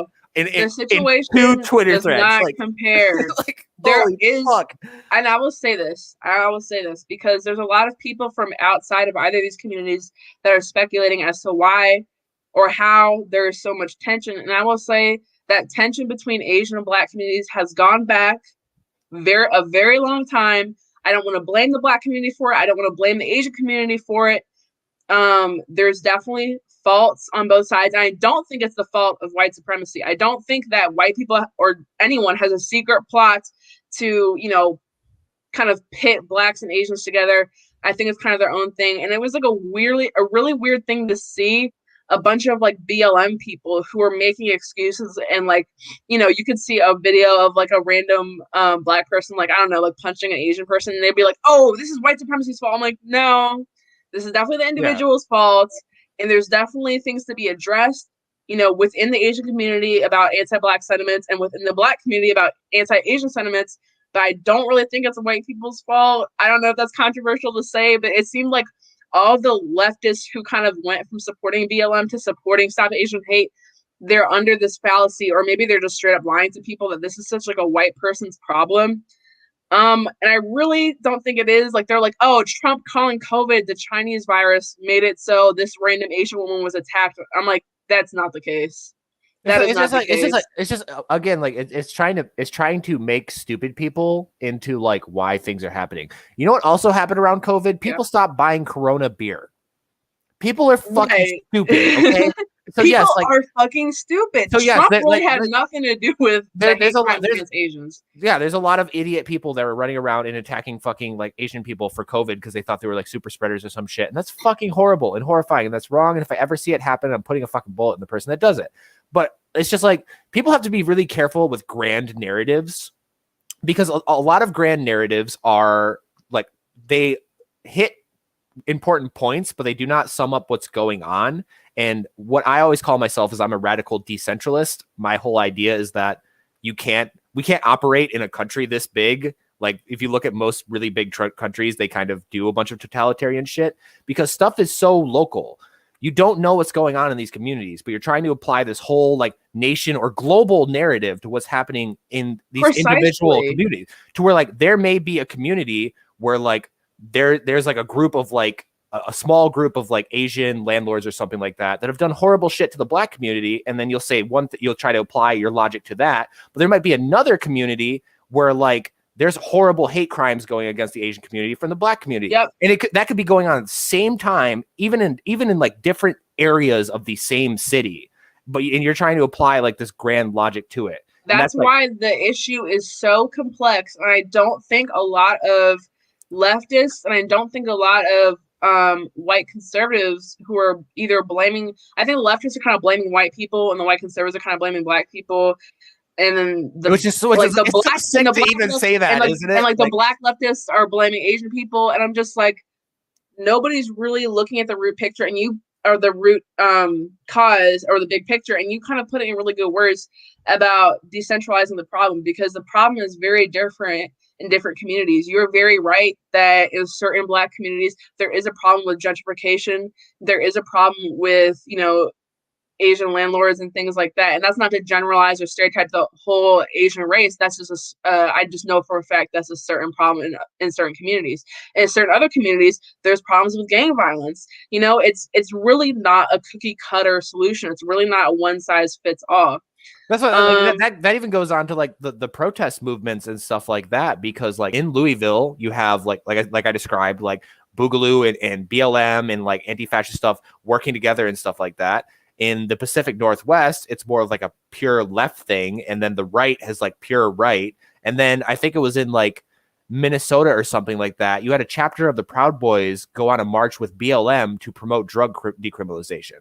And if you try to think of that through a national lens, that's like, you just can't. It doesn't make any sense. Fit it into a box. You cannot fit it into a box. And I feel like I don't think that the left has a monopoly on trying to fit people into the box, because like I said, I think a lot of conservatives are trying to blame Black people as a whole for this entire mess, which I think, and I already made a video on this, but I think that that's very out of touch. That just shows that you're not part of the community. You don't understand what's going on. There's a lot of complexities here. And I'm going to call people out, individually. I'm not going to say, Black people, you were the problem in the Stop Asian Hate campaign, because that's just not true. That's just not true. And it kind of pissed me off how we got stuck with the blame for that. And I feel like Charles Barkley came out with that video today that's gone super viral today, that a lot of the media just kind of wants to pin us against each other. I definitely think there's a strategy when it comes to really large news outlets publishing videos, trying to make them viral, trying to pit people against each other, saying like, oh, all white people are racist, or all Black people are violent, or all Asian people have COVID. It's like a crazy, crazy thing. And I don't even think it's a conspiracy at this point. I think it's just true. I think that's just what's happening. I go even further in the conspiracy to where COINTELPRO never went away. Oh, we're never went away. All right, go ahead. Never. COINTELPRO never went away, and we literally have documents from an FBI field office saying that in the original civil rights movement, they were running around trying to find the ways to co-opt, buy out, infiltrate, and if they had to, assassinate Black leaders who were in the civil rights movement. Oh, big surprise! And big surprise. The documents included how the media was in on it, how the local police were in on it, how politicians were in on it. And I think that, in my opinion, they just took COINTELPRO and just expanded it to everybody. It started to targeting the Black community, and now it's everybody. So I view, and so many people are starting to wake up to this fact that the Charles Barkley is a perfect thing of when I started doing the Unity Coalition idea, which back in October and September and stuff like that, everybody was like, there's no way the left and right will ever work together. There's no way you'll get, anti-fascists sitting down with a militia dude to have a everyone thought you're fucking insane. Now that the cops have, let the mask slip off a little bit and shown that they will literally enforce anything and everything, I think we can unite. I think a lot of people who might not even consider themselves libertarian are like, fuck this shit, because it's happening again with the vaccine passports this past week. Now I see a lot of people left, right, center, up, down, backwards. I don't give a fuck. A lot of people are coming out against this vaccine passport thing. And as soon as people start to enforce that shit, we're going to see some serious beatdowns. It's going to be insane. And I think it's going to be Proud Boys, Boogaloo, Antifa, BLM. I think it's going to be everybody together. I think that's what's going to happen. It's growing, and it's getting crazy. And a lot of the things I've seen on the ground, people don't understand that this people are starting to come together and starting to see through this crap. And that's why I'll always keep hammering on. And that's, why a lot of people on the left really like me because I'm the only person, that was almost insulting. Not the only person, but I'm one of the few people in the Libertarian Party, and definitely broadly on the right, that's even talking about fucking Breonna Taylor. And a lot of leftist news outlets and stuff like that completely stopped talking about Breonna Taylor. It's why do we talk about Breonna and Duncan? Because it's the drug war, it's gun conversation, it's gun rights, it's firearms rights, it's no-knock raids. These are all subjects that across the political spectrum, people are a lot of this is bullshit. Rand Paul co-authored a stop no-knock raids bill named the name of Breonna Taylor, and then on the way out, he got attacked. Leftists cheering. That's why I said, say her name. And he's like, her name's on the fucking bill. What the fuck are y'all That's why I'm saying about? That the DC people are fucking psychos, and I couldn't tell you. But yeah. and that bill is dead right now. It's still in committee and never went to vote and never went to anything. Yet these Democrats will run around and be like BLM, George Floyd, but they'll never say Breonna's name. They'll never bring up Breonna's name, because that would lead them to address the real root of the problem. It's not just white supremacy. It's not just racism, because Duncan Lemp was a straight white male from a privileged suburban neighborhood. 3%er militia dude. He still got. And that just proves, I don't think the issue that Black Lives Matter is assigned to it, which is just strictly white supremacy, that is not the root cause of that issue. And it's so insane because they won't talk about Duncan Lemp. They won't. They don't give a fuck. That's started to. Started to though. I mean, I'm recently gonna take because it's been the 1 year anniversary because it both happened the same week. They died 24 hours. They died like one. Yep, they died like 1 day apart, and I'm like, how did the media not pick up on this as much as they picked up on Breonna Taylor's death? And I'll say this as a Black woman, it's because Breonna Taylor was a Black woman. They don't really care that Duncan Lemp was a white man and got killed because they knew that they can exploit Breonna Taylor's death for cheap internet points and for Black Lives Matter to raise millions of dollars to do jack shit with, because they want us lowly plebeians to believe that the issue is white supremacy instead of the government. And it's super nice because like among the left, like they have turned on the BLM organization because of that money shit and because of other things. Now they have hard fucking core. Like a lot of people are really fucking mad about that. They're waking up to a little bit, millions of dollars. Yeah, they already gave them millions of dollars. Yeah, well, that's the thing. That like I'm talking about like the activists, the dumb Karen in like a suburb of Maryland that who's like, I'm doing the right thing. That donated like 10. I need y'all to stop because my mother named Karen, who lives in a suburb of Maryland, is not dumb. But I will. Did I accidentally bullseye you? I just think it's so funny because I'll say Karen all the time, and then I'm like, oh shit, my mom is literally like a middle-aged white woman named Karen. And she every time I say that, she thinks it's funny though. She's not like a real. Does she act like a Karen? That's the question. No, she thinks it's hilarious because a real Karen would be like, "Stop using my name like that," but she thinks it's fucking funny. So that's how I know she's not really a Karen. Somebody brought it up in the chat of like the whole reason like the Boogaloo like idea happened is because of like I used to have a very different opinion on this of like the BLM thing of like I used to be more of an all lives matter person. My opinion changed on that though with Duncan Lemp because I was like, you guys always say that like, oh, white people never they never come out and protest when white people get killed. And then people would also say like, oh, like if it happened to a white person, we would show up equally and blah, blah, blah. So like Duncan Lemp, again, like libertarian, 3%er, white dude in a blue state killed by blue state cops and a red flag warrant that was passed by a Democrat. That is a home run for the fucking like the Republicans and the conservatives and everything. They should have rallied behind his ass. When we tried to have a protest for him, 10 people showed up. When we tried to get in the news, only obscure YouTubers and Michael Malice talked about Duncan at all. Nobody touched it. Nobody brought it up. Nobody talked about it at all. So at that point, it's like, all right, well, the BLM folks are fighting for their fucking community. Y'all ain't doing shit. Y'all are sitting at home and complaining and licking the boot. So, all right. That's how I know. They really just don't like Black people, and they really just don't dislike the police enough to actually do some shit about it, because all lives matter, all lives matter, all lives matter, but y'all really didn't give a fuck. And it really hits close to home to me because me and Duncan from the same place. He's like 1 year or 2 years older than me. We're both born and raised Montgomery County, Maryland. He lived very, very close to me. He was killed very, very close to me. I'm not going to say like my exact neighborhood, but he was killed very, very close to me. And just thinking about how that could have been me, how that could have been somebody I know, it just fucked with me. And the fact that nobody gave a fuck, maybe people would give a fuck more about me since I'm a Black woman, but the fact that nobody gave a fuck about him just really, really, it really stung me. And for y'all who didn't, read like the whole fucking report, he was shot in bed next to his pregnant girlfriend. It was a traumatic, horrible event. I can give the real fast breakdown of it. So the initial police story was that Duncan Lemp was in illegal possession of firearms, and then they came to his house, they kicked the door in, they went into his living room, they went into his bedroom, and that Duncan was standing there with a rifle and threatened them, and they asked him to drop the rifle, and he didn't, so they shot and killed him. That was the initial police report. There was no body cam footage, nothing like that whatsoever. Almost a year later, it comes out that the reason why they got the red flag warrant is because Duncan was in a picture holding a weapon that looked like a Travor, which is an Israeli assault rifle that's banned in the United States.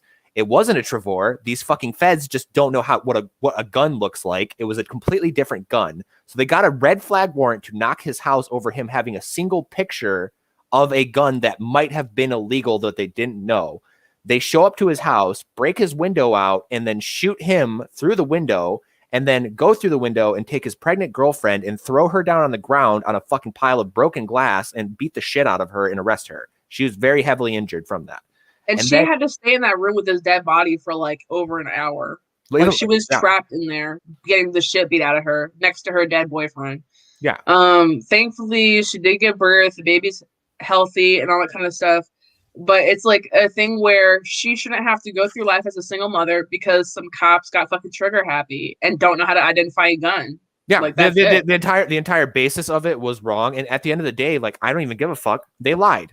The whether it be and they still won't release the body cam footage to his parents. Yeah, the parents are still asking for the body cam footage. That's the thing is for some reason in that county, it is a law that SWAT officers do not have to carry body cam footage. So the people that went in did not have body cams, which is like the one fucking people that need a body cam is a goddamn SWAT officer. Like, are you kidding me? Like the people that literally kick doors in and go into people's homes, you're telling me those dudes don't have to have body cams. Nobody here cares. Nobody here in Montgomery County gives a fuck. What the fuck? It's really, really sad. But then people here are so privileged because it's a suburban area. Nobody really thinks it could happen to them.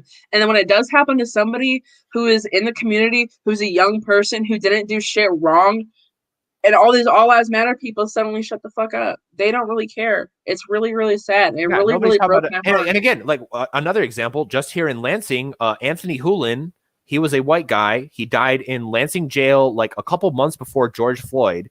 They did the same thing of like lying about the body cam and hiding and stuff like that. It came out. He was in jail and he had I think it was like either 4 or 5 cops sit on him and put their knees on him, and one even was standing on him for 9 minutes until he died from crushing. So the same way George with the George Floyd situation, except for like in this instance, the coroner came out and was like, he definitely died of asphyxiation. The cops definitely killed him. Blah blah blah. More clear cut case, right? Yeah, and you know, partly the protests for Anthony and everything were like facilitated by BLM. So like, yes, they do come into the white community and support the white community, but then literally like across the street from those protests were like Stop the Steal rallies and shit like that. And people were going up to these like Republicans and being like, hey dude, like this was like a like middle class like white dude who got killed in this fucking jail in like a clearly wrong fucked up thing. Like, don't you care about it? I'm like, oh yeah, that's wrong. It's like, well, do you want to like any change? And they're like, well, the officers involved should be fired, but I respect the police department in general. Fucking stop, you fucking motherfuckers don't care. And that's like this is a good summary of the issue. A lot of white conservatives always think that it can't be them, hence their uninterested approach to the police reform issue. Just stop resisting, just comply. What are you talking about? Comply. Why does somebody have to comply? I don't understand. Daniel fucking Shaver, the fucking poor man, was literally just an insect fucking control dude. Got the cops called on him because someone thought he had a gun. You watch the video. The cop says, "Get on the ground." He gets on the ground. He says, "Put your hands up." Puts your hands up. The cop tells him to put his hands down. He puts his hands down. He says, "I remember." He says, "Come forward." He starts coming forward. The cop says, "Stop." He stops. He says, "Come forward." And then fucking Daniel like puts his hand down to the fucking ground, and this cop just annihilates him. So it's like, oh, could have never been me. It's like, okay, well, so you're telling me that there's no Trump voting Republican dude who does pest control somewhere in the world that might have some random idiot call the cops on them and then get that cop? That will never happen to you? You sure? Because it doesn't happen to you until it happens to you. I mean, Duncan Lemp was the perfect case for that. He was a white guy. He was a 3%er, probably pretty conservative. He was in these online groups, talking about tyranny, talking about the Second Amendment. He cared about that shit. He cared about those issues, and nobody stood up for him. Nobody cares. Nobody could say, oh, just comply, just stop resisting, because I shot his ass when he was asleep in his bed. Yeah. So they had nothing to say. Because they only have talking points. And like I said, three percenters didn't show up to his protest. Oath Keepers didn't show up to his protest. Local militia didn't show up to his protest. They didn't give a fuck. They knew about it. We know they knew about it because we fucking talked to all of them about it. And they didn't show up, and they don't talk about them. They don't post about them. They don't fucking say anything. And they especially don't now because he's tied to our movement, and they don't want to be seen supporting fucking politics. Bullshit. It's like, okay, whatever. Dude. Like, fuck off. That's why I said, like, I don't believe that no one in the world can say all lives matter, but that is something that's fucking earned. And if you go to a Stop Asian Hate rally and a BLM protest, and then you protest for Duncan Lemp or some shit, and then go to like something where like a cop was killed unjustly, if you go then to I'll believe you. If you go all those protests, then I'll believe you. You fucking. But nobody does that shit. But yeah, no, it's all team sports. It's all bullshit. It's all politics. At least BLM is exactly specific of like, yes, we are black people. We are in the black community, and we only give a fuck about the black community. It's like, okay, well, I get it. I respect it there. Like, it's not our fault that we don't have people that are in our fucking communities protecting our fucking people from the cops. That's not their fault. You know, like, so where the fuck are we? You know, why are we out here? Exactly, precisely. The Alchemist said, as a former bootlicker, I have seen multiple cases of blatant police abuse, which made me change my stance. I don't know if I was ever a bootlicker per se, but I was definitely just kind of like surrounded by Republicans because that was the camp I kind of aligned myself with when I first came out as like, okay, I'm conservative, like fuck y'all, I'm not gonna listen to the left, like I don't think Trump is a fucking Nazi, like fuck y'all. And then the people that embraced me, they were all like Republicans, so I kind of like fell in with that camp for a little bit. And then when I saw the fact that they were all like comply or die, stop resisting, and I'm like, you guys don't like the government, but you do love the people that enforce the government. So this is very inconsistent to me. So I know I can definitely see how like I feel like Republicans do a lot of like kind of red pilling like accidentally, because just spending 5 minutes over there, I was like, you guys are fucking crazy. Like y'all are talking about Reagan, y'all are talking about the NRA, but they're the ones that support fucking red flag laws. They're the ones that don't support constitutional carry.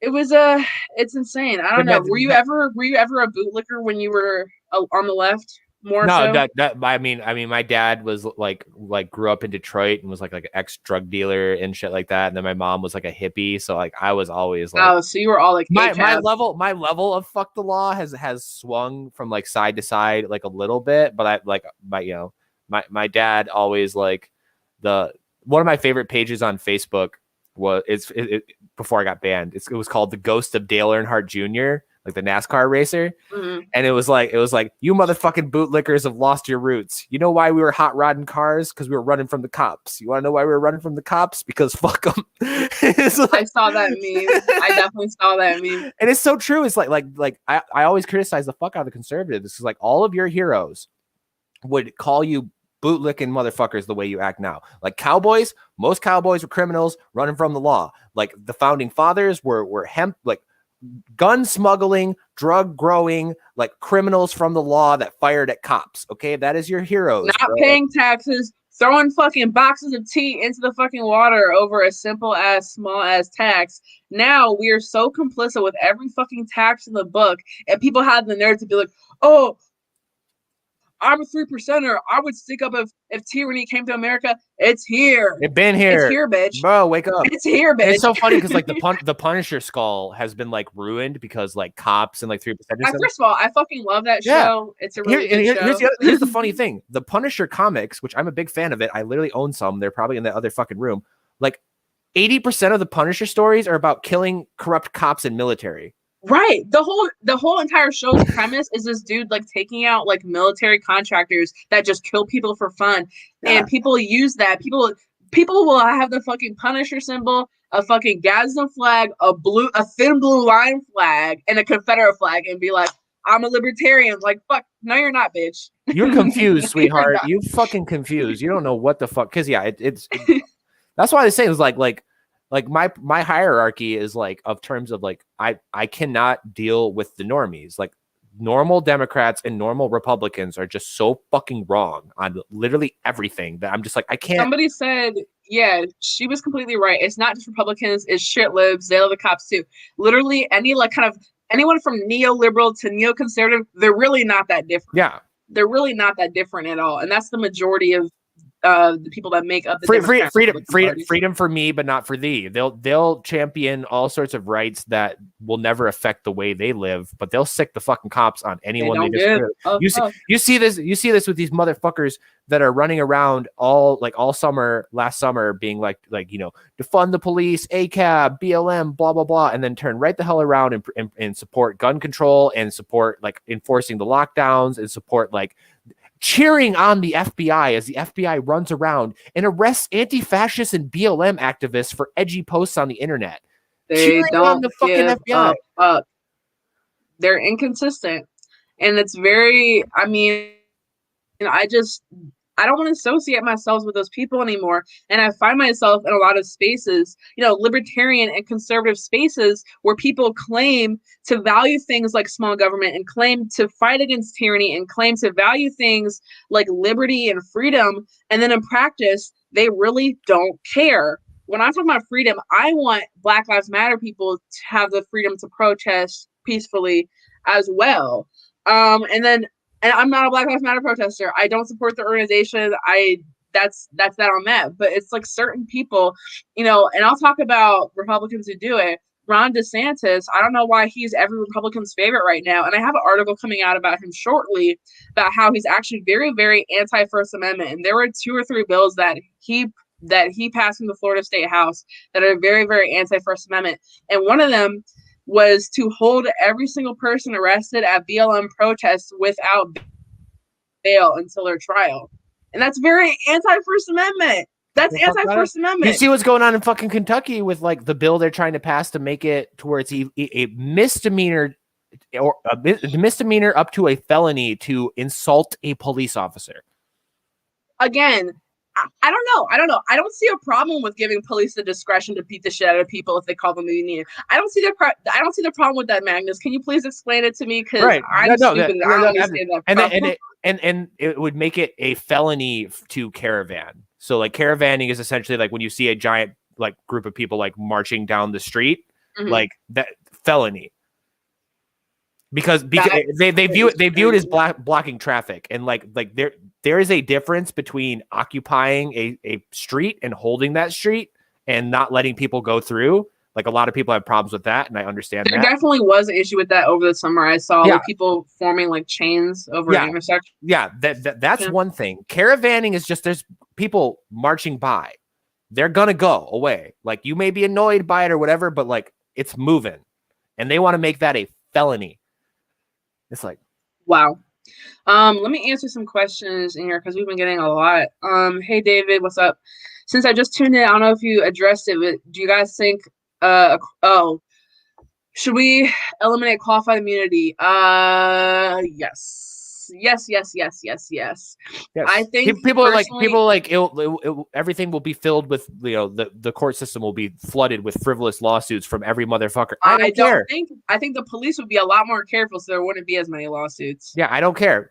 I don't care if the courts are fucking jammed up because 90% of the times the courts aren't doing anything fucking useful, especially on the like the area where qualified immunity would hit the hardest is like traffic court and misdemeanor court, which I don't know how it works everywhere else, but in Michigan, you don't get a jury. It's literally just the judge's discretion of whether you are guilty or not guilty. I think in most places it's like that. So I'm perfectly okay with that court being jammed the fuck up and nobody going because I don't give a shit about misdemeanors. There's not a lot of misdemeanors that like I'm particularly concerned about not being addressed quickly. Like, oh, this guy has misdemeanor disturbing the police for getting really drunk and yelling outside someone's house or something. Like, oh, the tragedy that's not being quickly dealt with, you know? Like what the fuck? Yeah, I think whatever cons there are, including, you know, jamming up the court system a bit, I think it's heavily outweighed by the pros that police would be a lot more careful when they're using, you know, violence and brutality and all that nasty shit. Let me scroll back down. And like, sorry, go ahead. No, because I was gonna go on a completely different tangent. So if it was I was just reading the comments. So go ahead.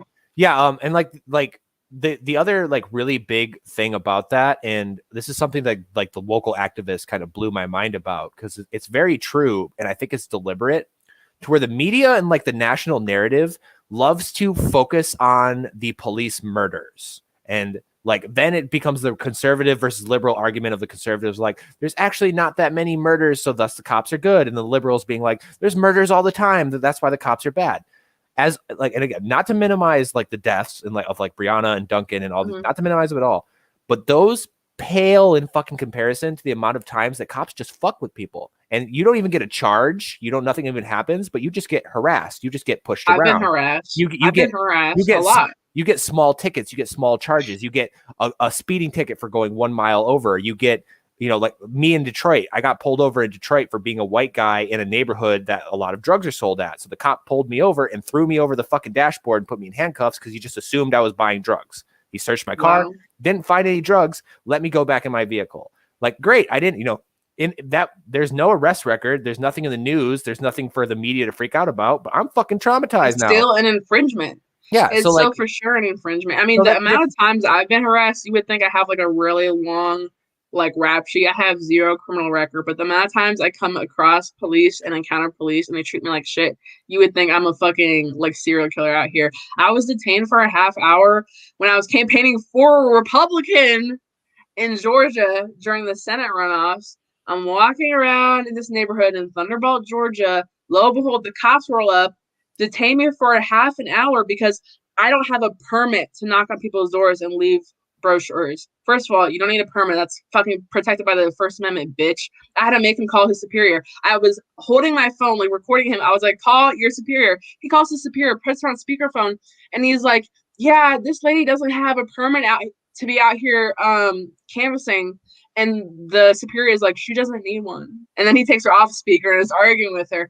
Eventually they let me go, but that was my job. I get paid for that shit. So he really like hindered my ability to work. And I was just like, it was weird because he really didn't know the law. If anyone who is unfamiliar with canvassing laws, you don't need a permit to canvass. That's protected by the First Amendment, as well as religious canvassing. Political and religious are like the 2 things that you can canvass for, and you don't need a permit for. As long as you're not selling anything, you don't need a permit at all. And he tried to sell me that. Were you working for Yale? I was working for MTM, so basically yes. But I love how all of us like there's like a Yale to podcaster pipeline because David worked for Yale, I worked for Yale. Yeah, we talked about that. We talked about that. Also, I'm going to YaleCon this year. If anyone is in the chat is going, it's called Revolution, I think. But yeah, I'm going to YaleCon in Florida. In Florida, right? Yeah, and David's going too. Somebody wants me to go, but I'm like a mega poor, so you should go. You should go. People crowdfund me to get to Yale. All right, everyone, go to Magnus and like crowdfund them. Don't you have like your Cash App or something in your Twitter bio or something? Yeah, it's in a link tree, which is okay. Because like everyone go crowdfund Magnus to go to. When is it? I want to say it's in August or September. It'll be really funny. It'll be really funny for me to because Yale is Young Americans. Young Americans. He said, "What is Yale?" I love that. But sorry, we were pronouncing it weird, I guess. But yeah, so there's a lot of libertarians that worked for Young Americans for Liberty that door knocked for them, and they also have. I don't want to call it a sister organization, but literally, it's ran by the same people. It has the same people in it.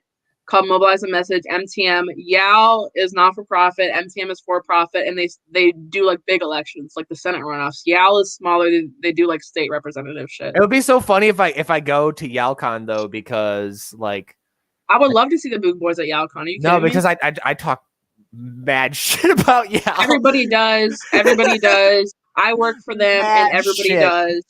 Everybody does. Because they straight up fucking lied to me. Whoever recruited me straight up fucking lied to me. They said it was a libertarian organization that was focused on helping the LP and Liberty candidates get elected. The person that I ended up, the majority of the people they endorse are definitely Liberty Republicans, and some of them aren't even that focused on Liberty. So it's definitely like a thing where you need to kind of figure out who you're endorsing. I actually liked the people they put me on campaigns with. I thought they were good Liberty Republicans, but that's not always the case. So you kind of have to ask. Also, Adam S., I'm 33. Am I too old? No. There's a lot of people in their 30s that work for Yale that are on the door knocking campaign. But here's the thing. Like the person they put me with was a Donald Trump Republican who was against drug decriminalization to any degree, against marijuana decriminalization to any degree, and was a war hawk. So, and this was a state rep race? This was Michigan state rep race. And that's why I walked out. Was this 2017? No, this was last year. Okay. I was about to say I heard some shit about me and David rep 2017. Me and David worked on the same campaign. Oh, okay. We actually knew each other before all this shit happened. So yeah, I didn't realize y'all knew each other IRL. That's crazy. We didn't realize we knew each other IRL until I was like, wait a fucking second, this dude was in my car.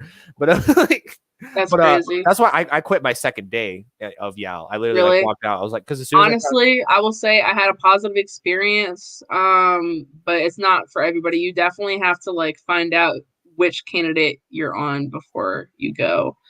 I've also personally like given up on electoralism and have just embraced a revolutionary. I'm not that black pilled yet. I'm not that black pilled. I strongly believe in grassroots. And I consider myself white pilled of like I think the people are smart and strong enough to just throw all these motherfuckers out without asking for their permission on a ballot, and that we don't have to go through the nice, calm way. I consider it very much a white pill. Maybe I'm the black pilled one. But yeah, I think I actually enjoyed working for them.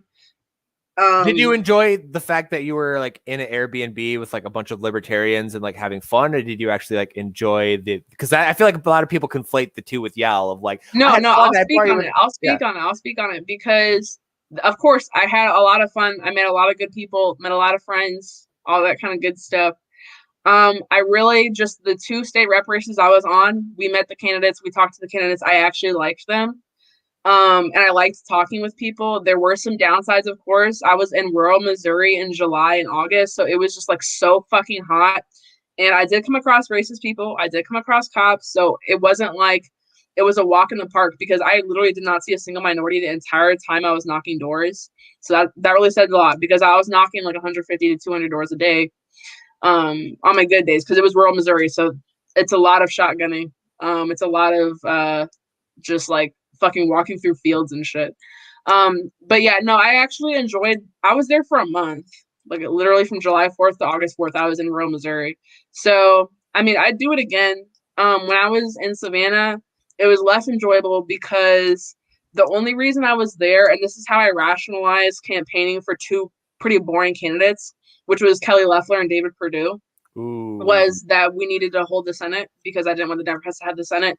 And we ended up losing that. And I feel like the fact that we lost by a very, very small amount just goes to show that if the GOP had put up better candidates, then we would have won. Because the fact that They never will, though. They're useless. Let me get no, but let me just talk about this for 1 second because the fact that Kelly Loeffler, a white woman who is very much portrayed to be very evil, very far right, very corrupt, she barely lost against Raphael Warnock, who grew up in the church that Martin Luther King went to and is like a black rights, like civil rights activist. She barely lost to him. So the Democrats ran like the best possible candidate to win in Georgia, and he still barely won. So that's why I feel like Georgia is not a loss. I feel like it can very easily flip back to red if Republicans actually put someone fucking interesting there and not accused of insider trading. So that's it. If you believe in the integrity of our elections. Yeah, that's true. I'm not like super hashtag stop the steal, but I definitely I'm even way before that. I'm talking like I'm talking Ross Perot. I stopped giving. okay. I stopped believing the American election system was fair and balanced and would ever represent anyone. I know a lot of people like that I met through Yale. I know people who I met through Yale who still knock doors, who don't believe in elections at all, and all talk about Ross Perot. So I 100% get that. Well, I don't blame people for doing it because I voted. Like at the end of the day, I went out and I checked the Joe Jorgensen box, like because it just takes 2 hours of your day. Like just suck it up and go. I need to get Joe Jorgensen on the podcast. Oh, that'd be fun. I really like dude. Her. Me and Spike are boys. I love that man. I love Spike. I think honestly, Spike vouched for us more than anybody because the people who did armed security for Spike and Joe across the entire country, because third parties do not get security from the government. They're not granted that, just like they are. They're expected to campaign all over the fucking place in some sketchy ass places, but they get no security. But the Democrats and the Republicans do. So who did armed security for the Libertarian Party candidates all year long? Fucking Boogaloo boys. Every single event. Spike. Every single event you saw Hawaiian shirts there. So Spike and Berman Supreme in particular, like went to fucking war with people of like, I am a Jewish dude married to a black woman. Fuck off, you're wrong. Yeah. These dudes are awesome. I feel like if I slid in his DMs, he'd come on. I'd just like send him the link to this show and I'd be like, look, I had your friend Magnus on. Hey. No, I promised. I'll let him know Tuesday because I'm going on Tuesday. Yes. Someone asked, can more black people join? I would love to get involved. And Alvin said the Yao for Texas is Nigerian. Yeah, Jennifer is the Yao chair for the state of Texas. She's really awesome. She's black. She was the only black person, I think. Yeah, she was the only other black person I came into contact with in Missouri because we were both. You had Justin too. I never met him. He was from California. He ran all over the place. But yeah. No, I know who he is. I've just never come across him before. But there are some black people in Yale. I don't think it's not like, of course, it's not like an organization that has a large black or minority demographic, but I mean, y'all are always welcome. Y'all are always welcome. Anytime I came back to the house, house with some kind of tale of like, oh my God, guys, the police got called on me, they would all be like, oh my God, Olivia, it must be so hard being Black in Missouri. I'm like, it's okay, guys. But honestly, it's not a bad organization if you're like worried about like racism and shit. I was told I couldn't open carry while door knocking for a Libertarian candidate, and I was like, we had people carry on our campaign. I know that's different some places, but again, like I probably had like the worst y'all experience. Really? Yeah. That sucks. But either way, I still like David and Naomi and all of them are like my friends, and I fucking love them. So as much shit as I talk, I don't think that they're like negative. There's people who genuinely believe in the movement, and there's people that kind of just want to grift. And I think David, Naomi, a lot of people who have been affiliated with YAL or still work at HQ, they're definitely good apples. So I'm not even gonna. I think they're trying to reform the fact that that they're not promoting a lot of libertarians. I think they're trying to reform that fact, but I can't really speak for them. Like the Mises caucus and the Unity caucus and everybody's like doing with like the LP from both directions is being like, hey, can we stop sucking anytime now? Because because as much as I am like my politics is like literally like revolutionary anarchism, like let's fucking go. That's me. Like if there's plenty steps between how bad things are now and that I would be like, well, I'm going to complain a lot, but I'm fine, you know? So like if people can get it to that point, awesome. And if they want to find like every single path to do that, like I believe in a diversity of tactics, but also like, don't, you know, I also tell people like, don't get your hopes up, you know? I feel like you and Reed, because now Reed's here saying Jesus is king, even though he's a fucking atheist. So I don't even know why he's trolling in here. It's Easter. Stop trolling. By the way, happy Easter, everybody. Happy Jewish Zombie Day.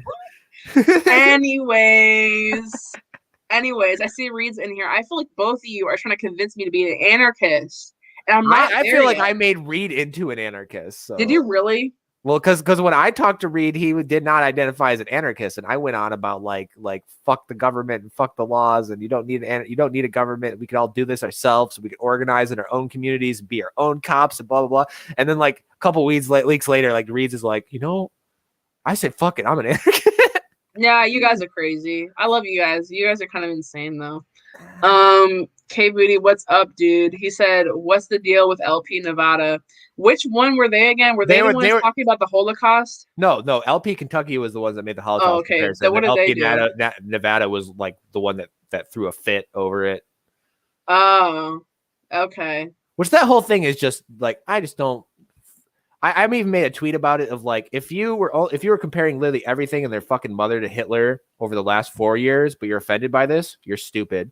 And if you were offended by everyone comparing everything to Hitler over the last 4 years and then said this, you're fucking stupid. I think I'm the one correct person in that I don't think it was anti-Semitic, but I don't think it was a good comparison. I think it really cheapens the Holocaust to compare it to vaccines or to compare it to the lockdowns.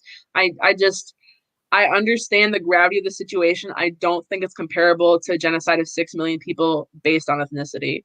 That's it. Like there's two correct opinions. Either you're annoyed at all fucking like every example, you're either annoyed at any comparison to the Holocaust and you find both sides of these annoying, or you call out every single step that our government has taken to go towards a fascist country over the last like 30 years.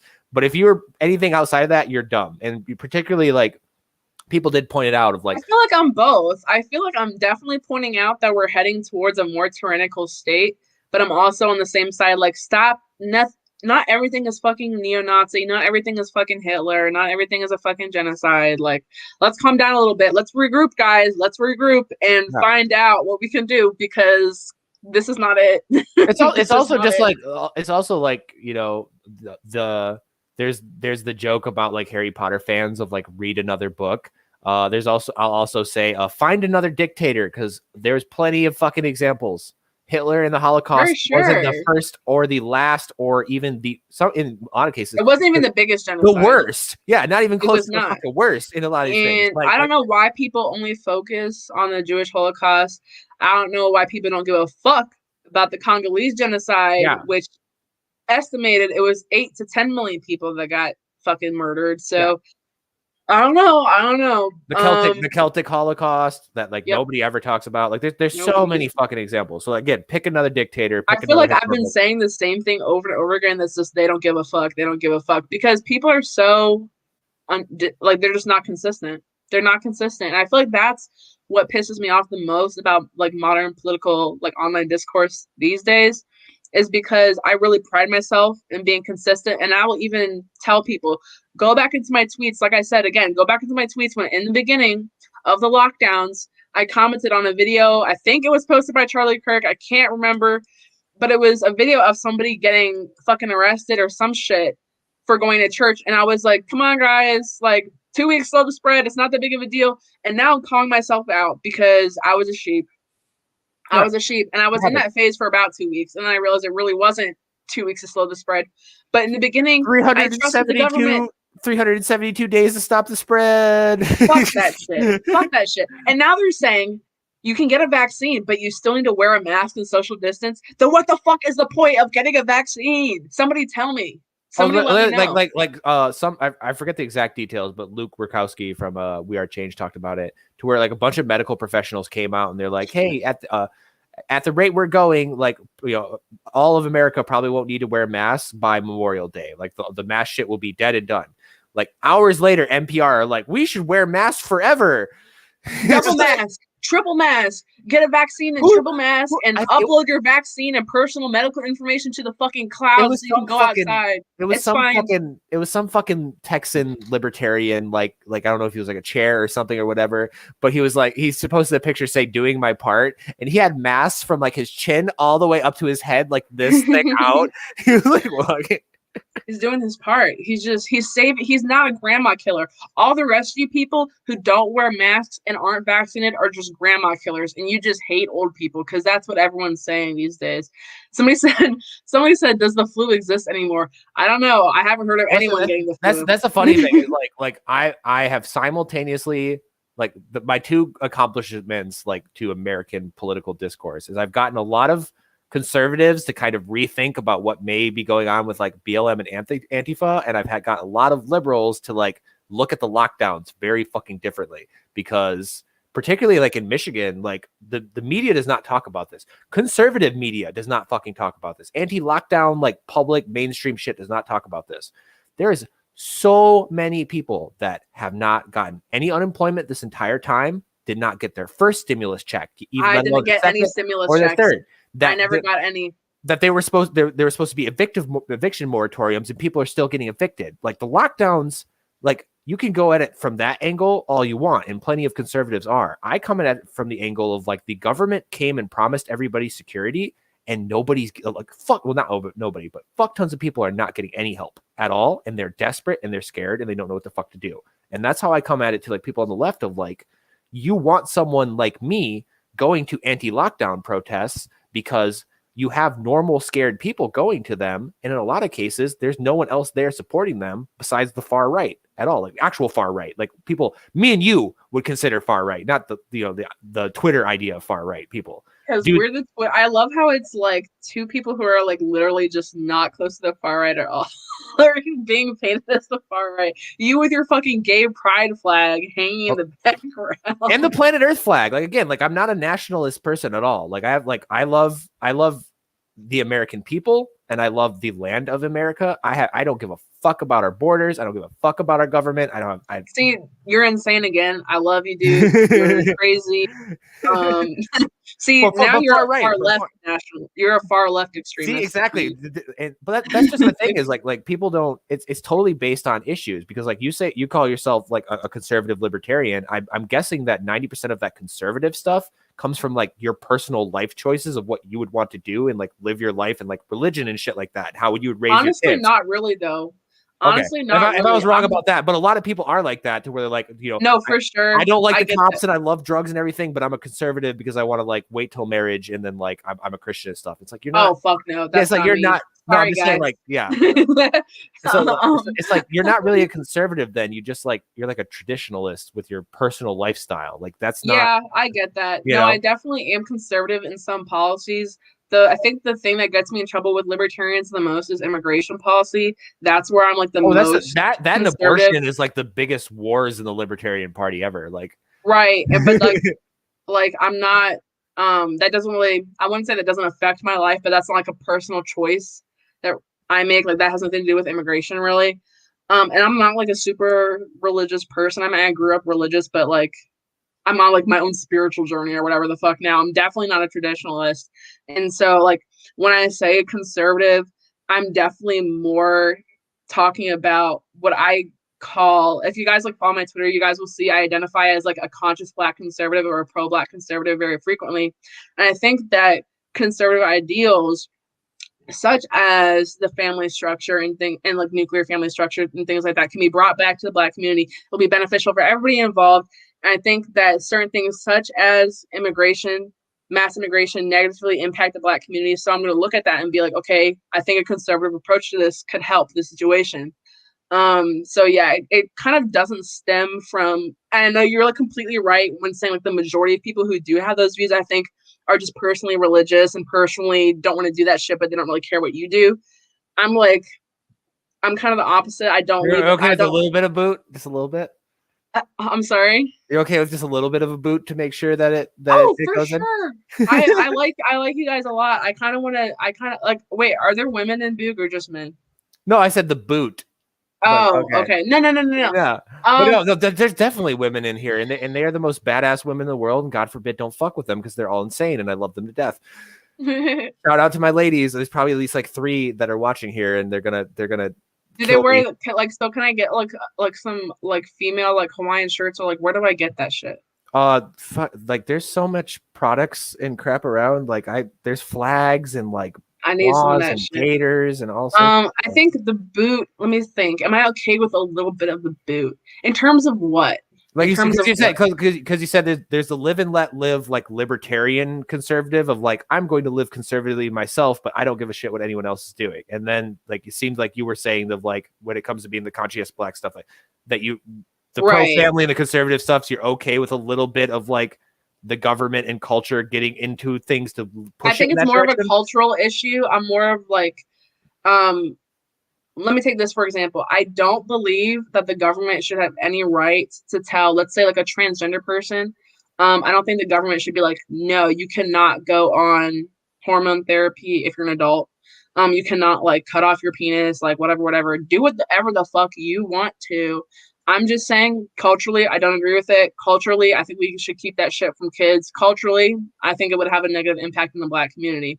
So I feel like maybe I am libertarian on aspects like that, but I'm not going to promote it. Yeah. I'm going to be like conservative about it. That goes to it. Like politics is so complicated because like there's like 4 tiers to politics of like how do I personally want to live my life? How do I like what do I think is culturally best, but I will never like ask the government to do it, but I will promote it. I will go around and tell like I don't want to criminalize people getting the medical treatment they want. That's ridiculous. Yeah. So then you have like, what are your local government politics, like a domestic government politics, and then what are your foreign like government politics? And when you break it down into that, like there's people that are like live super liberal personal lifestyles, but then preach like very conservative cultural stuff, and then are very like isolationist, like when it comes to like economy and stuff like that, and very states' rights, but are super pro-war globally. So it's like, and somebody will just nail that person as like, oh, they're a conservative, and it's like that doesn't fucking tell me anything.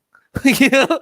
It's like we almost need a bunch of really annoying small like micro labels or just no labels at all. And I'm really leaning towards no labels at all, and just listing people's ideologies out, like listing people's like specific points out. And I do this on Twitter, and that's how people know what kind of conservative or what kind of libertarian I am, because I have like my policies and I have my opinions on my Twitter.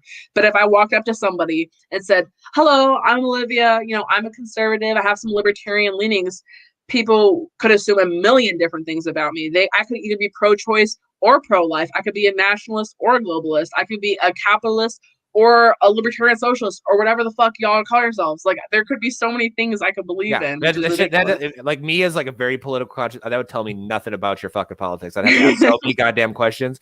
And like we went the other direction we actually have gone both directions in the anarchist community, to where like there's like 300 subdivisions of fucking anarchism. There's egoism, mutualism, anarcho-syndicalism, anarcho-frontierism, that may be part of the reason why I can't even dive into that shit, right? Because I don't know what half of that shit means. And then eventually, and eventually, like it just got so bad that now there's like a movement that I'm part of in the anarchist community of like anarchism without hyphens, or panarchy, which is essentially just like if there's no government and nobody's forcing anybody to do anything, it's fucking anarchism, and I don't care what you call it. It's like, so like that's happened of like there's like this movement going on of like fuck, wow. The labels don't mean anything. They, especially when they change so often. Like libertarian, like the word libertarianism was created by like anarcho-communists. Like it was a leftist term.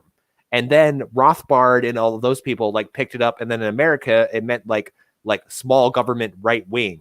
But then other places, like it still means like socialist. So like I talked to like English people and they're like, oh, you're libertarian. So like, are you like, like a big fan of like Bookchin? And they start like listing like all these things. It's like, because again, like these words don't fucking mean anything, especially like capitalism and as a word is the most like there's 300 meanings for that word and people don't understand. And I think people who claim to be capitalists think we live in a capitalist society when we live in a fucking corporate/socialist society. I don't even know what people don't even know what the fuck they're talking about. We don't live in a capitalist society. We're a far middle society. Like literally, like it's just the capitalism we do have is corporatism. Yeah, it's just it's just capitalist enough to piss off everyone on the left, and it's just socialist enough to piss off everyone on the right, and it doesn't do anything for anybody. That's why I call it because we joke around a lot of the Unity Coalition is anti-centrist action. Radical anti-centrist. Radical anti-centrist. I'm racist against centrists. I fucking hate those dudes. Let me read the chat. Them just wanting to grill and not care about the world, you fucking centrists. Shut the fuck up.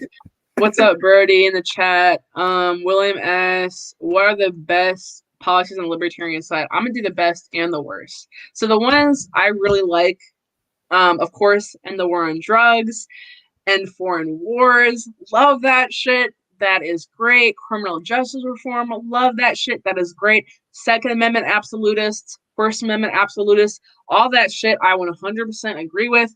Some of the worst libertarian policies and the worst shit that come out of the LP is I don't agree with open borders. I feel like that is very, very not only unrealistic, because to have open borders, you need to have a agreement with every country in the world. I don't think that you could just have one-way open borders. That's not going to work. And even if we just tried it with the countries that border us, that's not going to happen. They're not going to agree to open borders either. I don't want to have America be the only foolish country to agree to this shit and have nobody else also agree with open borders. You can't have a contract with all 200 countries on the globe. And then another thing is, and this is not an official LP position. I think the LP is pretty much split pretty evenly on this, but the pro-choice versus pro-life issue, I'm not an absolutist about that. I don't think that making abortions 100% illegal would be helpful in the long run. I think we would see a lot of girls die in like a really dangerous situation, like, back alleys, secretive abortions. That's really awful. But I do think there needs to be a limit on that kind of stuff. Like, I think there has to be like I don't know, like there was a lot of flack that Georgia got for the heartbeat bill, but I found that was a really good compromise because it didn't completely outlaw abortion, but it just made it fucking hard to get one after a certain amount of time. And I was like, okay, I can settle for that, I guess. But I feel like a lot of libertarians are very absolutist about that. So that's like another thing I don't really agree on. There's the famous, like, it's from Community, if you know that show, where it's the GIF of like he like shows up to like a pizza party. Oh, and the room is just burning. It's literally like new libertarians. It's like the LP abortion debate. It's like, yeah. Okay, so what do you think? What are the pros and cons? Like, what are the best and worst policies? This is gonna be interesting from like from anarchist position. Yeah, you're gonna have completely different answers. So the positive ones would be like all the things that you pretty much addressed, like and when it comes to like civil rights for like minorities and stuff like that. The Libertarian Party was like pro gay marriage and shit back in 1970. Oh yeah, I should have said pro gay marriage, guys. I'm not homophobic. I'm pro gay marriage. Yeah, long before fucking any of the thing, like, you know, any of these other parties even thought about being like pro gay marriage. The, you know, Libertarian Party, obviously, like weed criminalization, like drug criminalization, you know, all of that, great, everything you just said. From an anarchist perspective, it just seems like anarchy light. So even Spike talks about it like that way, like being the dude who was going to be the vice president of the Libertarian Party. He was like, this is just a stepping stone. So it's like, I need to talk to him. I feel like he'd be so fun to talk to. You also need to talk to Vermin, because Vermin will like. I love Vermin. He'll fuck your worldview up. I don't know if you've ever seen like serious Vermin, not trolling. No, Vermin. I've seen insane Vermin. No, okay. What Vermin will do all the Vermin shit we know him for, and he will go on like a show like this and like take the boot off and then go into serious Vermin, and he will. He is a fucking wizard, and very very few people like him and Michael Malice. Like if you just watch a lot of him and Michael Malice, like you start to wear down to the concept of anarchism. I love Michael Malice too. I love all these people you're talking about. You think anarchists are crazy, but you like Michael Malice, and Michael Malice is like the best arguer for anarchy ever. Like he just has so many zingers that just like fucking. Bro, I tweeted this shit the other day because I came across like a really good zinger Michael Malice tweet, and I was thinking about the time I met Michael Malice last year at Mike Cernovich's CPAC after party. It's a long story how I ended up there, bro. It was a long story. That's interesting, Kobe. It was a long story. I don't know if y'all know who Patriot J is. He's like this right-wing rapper, but I met him at CPAC. It was insane how we met, bro. He's literally going to kill me if I like talk about this. But the reason I even met Patriot J was not through Twitter. It's because we matched on Tinder. I was literally about to say fucking Tinder. I guarantee. That is the most embarrassing confession of my life. Because how is everyone else getting dates off of fucking politics, but I can't find anybody because I'm a domestic terrorist. Bro, I don't know. We were mutuals on Twitter, but I didn't know him at all. This is before he like blew up. And then I realized we had matched on Tinder because he was in DC, because he was like a Capitol Hill intern or some shit. And I sent him a screenshot of him on Tinder on Twitter, and I was like, I knew you looked familiar. I know you from Twitter. And then we were like met at CPAC, and then he had like this $120 ticket to Mike Cernovich's after party, and he just gave me one. And so that's how I ended up there. And me being underaged as fuck, I'm faded as fuck. Michael Malice walks in late as fuck, and he just comes up to me, and I had like really long twists in, and he's just like, your hair is so beautiful. I love your hair so much. Is that racist to say? Is that racist if I say I love a black woman's hair? I don't care. I love your hair. And that was literally the only shit he said to me.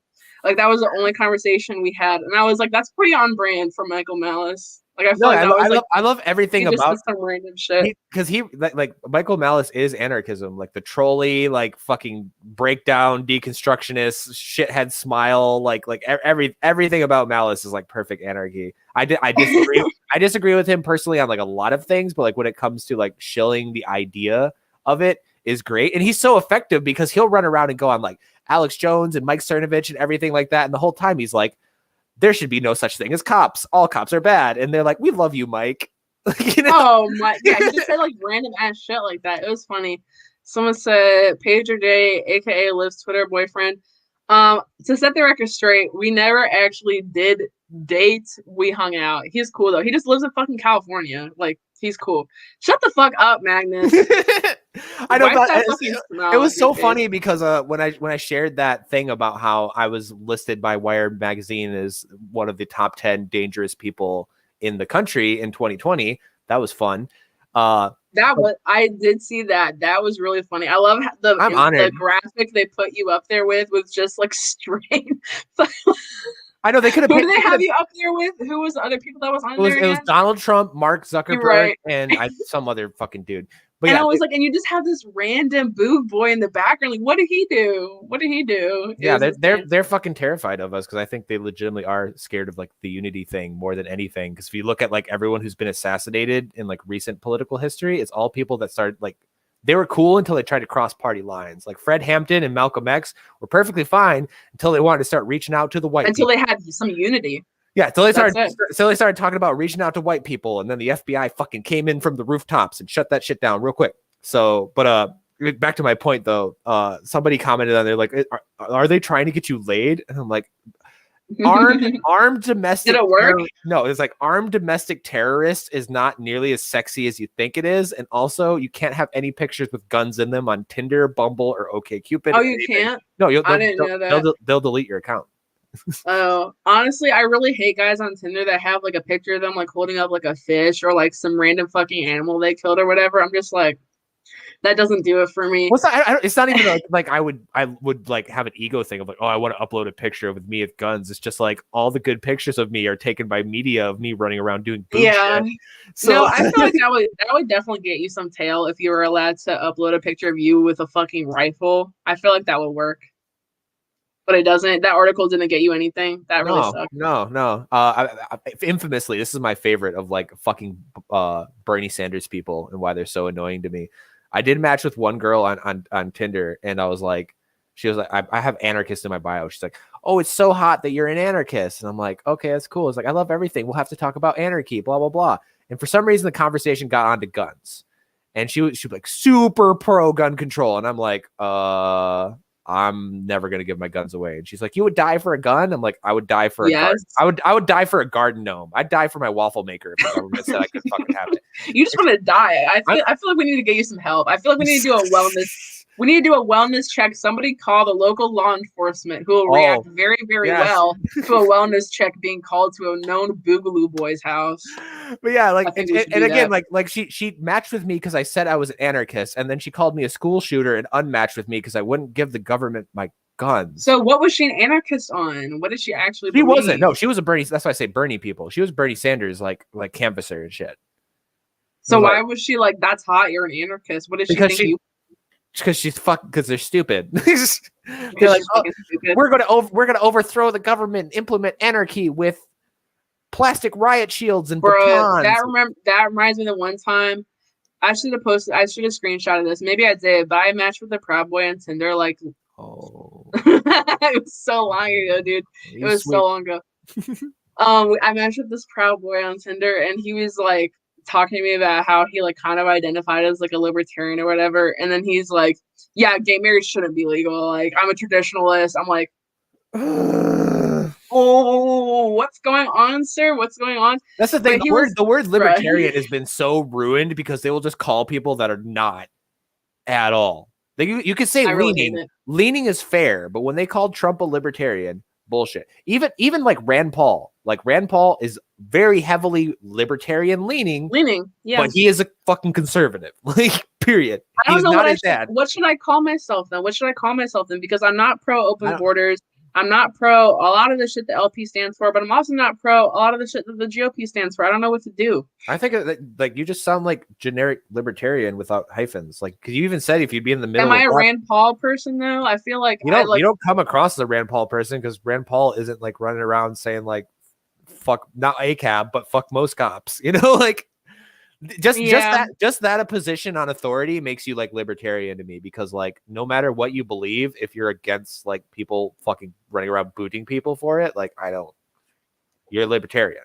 Like to where like the line goes of like how much are you okay with the police, and like if you're like an ANCAP or like a mutualist like I am, or like every day I toe the line.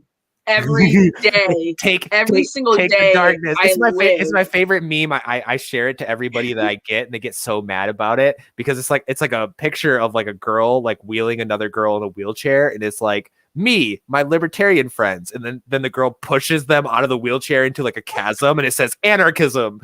It's like, oh my god. I feel like that's what you're doing to me. That's what Reed's doing to me. I don't know. Is David an anarchist? No, I don't. David is a political. He said he would have watched this shit. I don't see him in the chat. So now David? He's a fake ass. I'm getting into the fucking Unity chat right now that you threw me in of you trying to steal my name. You're trying to steal my name because David called it the Unity Caucus, but then he got sick of the word caucus because there's like 500 caucuses in the LP, so he called it the Unity Coalition, which is my thing. Okay, explain that. So what exactly is Unity Coalition? Okay, so it started back in September and October, and essentially, like the original impetus of it was like we want to approach literally every group, because at that point, like things had had broken down with the Proud Boys. Things had broken down with the 3%ers. We still had like, everything was mixed up. Like there were some places we were super cool with one group and then not with other, and just, it was clusterfuck. So we had the idea of doing the Unity Coalition of essentially it was like getting all these groups together to, at the bare minimum, have a non-aggression pact and be like, the government is out of control with the lockdowns and the wars. And that seems like the one thing we should all be able to agree on. Yeah, we don't have to be friends at all. We don't have to like each other. We don't have to talk about each other. We don't have to fuck with each other at all. But let's just leave each other alone until we solve this problem. Until we like deal with the giant boot on our neck. Let's stop slap fighting. And it exceeded expectations greatly because now like we're like friends with a lot of these people. Like, one of my closest friends identifies as like an anarcho-communist, anti-fascist organization. And like I've met people from John Brown Gun Club. Maybe I need to give the anti-fascist people another chance. It's just more. It's my only interaction with them was very, very fucking weird. And I just like, maybe this is where my conservative, side kicks in. I just really don't fuck with the far left like that. But I really want to hold myself accountable and really mean when I say bottom unity. And I do find that oftentimes I have more in common with a left libertarian than a right authoritarian. And I find myself hating like the right, like the kind of like the authoritarian right more and more every day. Because I realize the issues that they decide to occupy themselves with are not important at all. Dr. Seuss. Not important at all. I had a public Twitter fucking meltdown. Party platform. The fact that the GOP party platform is official stance is still making gay marriage illegal, like reversing the SCOTUS decision. Why the fuck do you care? Why the fuck do you care? That's where they lose me. But then when I go to the left, because I'm like, okay, you guys are libertarians, whatever the fuck. And then they're calling me a fucking transphobe. And I'm like, okay, well, I'll see myself out then. I'll just go back to Yale because that's the only place where there's some right libertarians. Like, I don't know what else to do. Yeah, I mean, but that's the thing is like you're going to find my giant like awakening was just getting to the point where I'm like, I'm going to it's a lot of work to do this. I'm just going to go to all these groups and I'm going to find all the not stupid people that have the good opinions essentially. And I'm going to hunt them out because there are tons of violent, idiot, anti-fascist people that have awful fucking politics, and even people in anti-fascist organizations will tell you this. Like, so like, when people say like, oh, you're friends with Antifa or whatever, it's like, not all of them. And same with BLM. Like there's wars in BLM chapters. Like there's certain BLM chapters that will not fuck with other BLM chapters. There's certain ones that are armed, certain ones that propose gun control. Yeah, there's ones that are super pro-Biden, and then there's ones like in Louisville where they're like, never vote for a fucking Democrat ever again. Fuck these people, like yelling at their community, like, don't you ever go to these polls until they give you something. Stop voting for someone and waiting for them to give you something. Don't vote for them till they give you something. That dude was just going the fuck off, just yelling on there. Which, by the way, why I feel like whoever had the point that said, why don't more liberals and leftists vote for the Green Party? I agree with that. The Green Party, I will say this. The Green Party is a shit show. Hold on. The one thing I know about the Green Party is that they were the only party in this past election cycle that had reparations as part of the party platform. So I fucked with that. I don't know anything else about them, though. It's just like, it's not even like anything about the politics or whatever thing like that. It's just like, if you think the LP, like infighting and mismanagement and everything is bad, like the Greens is just a clusterfuck all the time of just drama, mismanagement, confusion, stupid. So that's all. If they got their shit together, awesome. Like I would love to where if I went to an election in America, it was like, who are you voting for? The two parties. If we kept the duopoly, the Libertarian Party or the Green Party, I'd be like, that's awesome. I would totally be like, not perfectly cool with that, but that would be a great step in the right direction. But we just can't get our ass together. I know a lot of people are talking about doing like the Ross Perot party, like taking like this unity idea and essentially just running a candidate whose whole purpose was just to spend 4 years just unfucking all of this corruption and everything like that, and being like non-political at all and not caring about anything and like not having any hard stances one way or another, and just going through and be like, we're taking out all the lobbyists, we're making all the lobbying, like all these versions of lobbying illegal, we're ending Citizens United, we're ending qualified immunity, we're pulling the fucking troops home, just like going down the list and just fixing all these fucking problems, and then just like advocating, and then we can have a different president of essentially just like a fucking a chemotherapy president. So that idea has gone around. So I'm like, maybe if enough people like get into it, but yeah. I can see the problem now. Yeah, I just don't know much about it. Just to answer this comment, if conservatives value the United States military so much, why are they against Antifa? Because Antifa, I don't think they're truly anti-fascist. The ones that I've come across, the ones that I've seen burning down private businesses, attacking private property, being violent, that does not come across as anti-fascist to me. And I think that they really dirtied the term. I am anti-fascist. I don't like fascists. I don't typically fuck with people who fall under the Antifa or anti-fascist umbrella because they don't come across as anti-fascist to me. When I was looking at like the BLM riots over the summer, it's so many people in Antifa groups or identifying as anti-fascist, attacking these people. I don't mean Antifa, the non-centralized group that shows up at BLM rallies. I don't know what you're talking about because that's what I was talking about. Well, that's the thing. It's just more complicated than that because like I don't have any problem with somebody saying I'm against fascism. No, Everyone I mean like even with the red and black flag flying like anti-fascist, like refuse fascism, like those people and everything. It's just more complicated than that because particularly like when I go to like libertarians and conservatives and stuff like that. Our ideology is at its very baseline is based off the principle of individualism. We oppose collectivism. So I really don't like when people be like, oh, well, they're part of BLM, so they are part of this group. Like, no, they're individuals. And particularly going on there and like with Antifa and stuff like that, I know personally a guy that voted for Joe Jorgensen and is a ex-US Marine that has like a wife and kid and like owns guns and everything like that.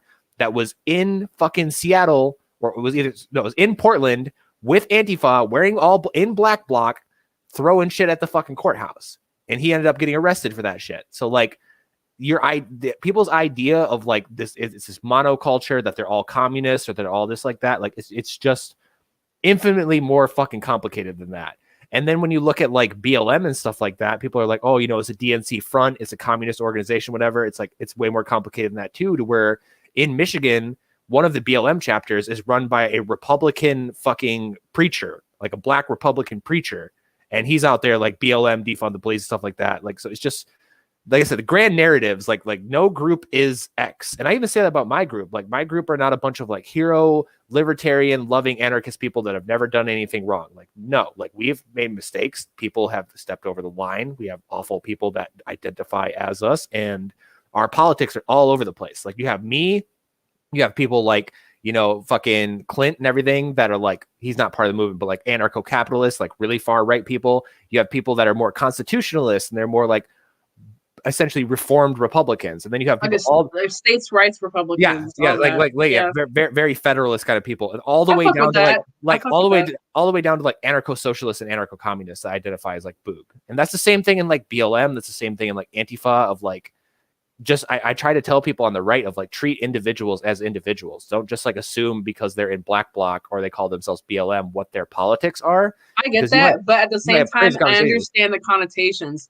That's why I will say, of course, people who are black, their lives matter. But I'm not up here with BLM in my bio because I know the connotations. Well, yeah, that's I'm not going to purposely label myself with a group that has that connotation. That's why I feel like we protect ourselves from that. I'm an anti-fascist, but am I going to put Antifa in my bio? Right. No. That's the same thing with me though. Of like I am a like I don't even put Boogaloo in my bio. I say I advocate for the Unity Coalition and that I am an anarchist. But like even like I rep Boog shit all day. I go everywhere in Hawaiian. I talk about it all day. I don't identify as that. I don't identify as a BLM protester. I don't identify as an anti-fascist or activist, anything like that, because I'm an individual. So like I am nothing but me. I speak for nobody but myself. Nobody fucking represents me. And that's kind of what I do to avoid that. And that makes it easy, makes it simultaneously easy and harder to kind of get through and navigate this. But I do get really annoyed when I see libertarians just be like, well, they identify as part of this group, so thus they have joined into the hive mind and have ceased being an individual, and they could have no nuanced opinions, and I totally know exactly what they believe on everything, and they're a communist and blah blah blah. And it's like you're not going to these events, you're not talking to these people.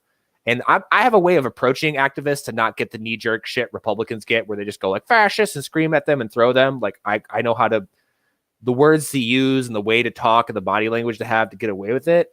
But like, if you come across as like non-confrontational and try to just like figure out what's going on in your local community. Because that's the other thing I say all the time of being like a radical decentralist. Like, my Proud Boys may not be your Proud Boys. My anti-fascist people may not be like your anti-fascist people. You know, like it's different all over the country.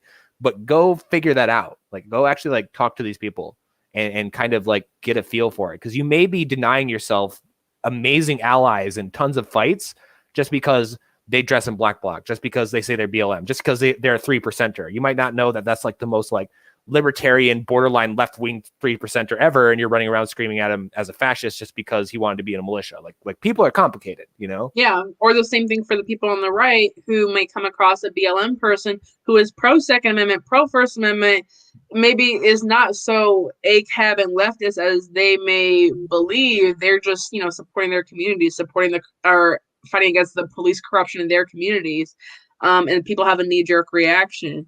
That's why even you know, again, a part of the reason why I don't put BLM in my bio is because, do I believe the literal sentence that Black Lives Matter? Yes, but there's negative connotations that come with that because the organization is really fucked, and like the overarching organization, not the individual chapters, because like you said, there's definitely some individual chapters that stand for some good shit. But then even if the organization wasn't as fucked as it was, conservatives still have a knee-jerk reaction to stuff like that. And I'll definitely suffer through it if it's something I really believe in. I'll talk about reparations every day because that's something I believe in, and that's something that's super interesting. That's super interesting. I know, right? It's totally. I wish we had time to go into like, whatever. Because I that's a very like complicated subject, so I'd love to like actually. Like, I went very in depth into it. My first live stream I ever did with Sharice Lane. It's like the 7th or 8th video down on my page. I'm not watch it. If anyone wants to go watch it, yeah, because we did go into very specific things with that. So, and I rationalized it, you know, how I'm a conservative and support reparations, like blah, blah, blah, blah, blah. We rationalized it. Go watch the video. Don't try to fight with me here. I'm not going to answer your questions. No, because every time I mention it, everyone has a knee-jerk reaction. Like I said, like, how are you conservative? Like, just watch. Again, just watch the video.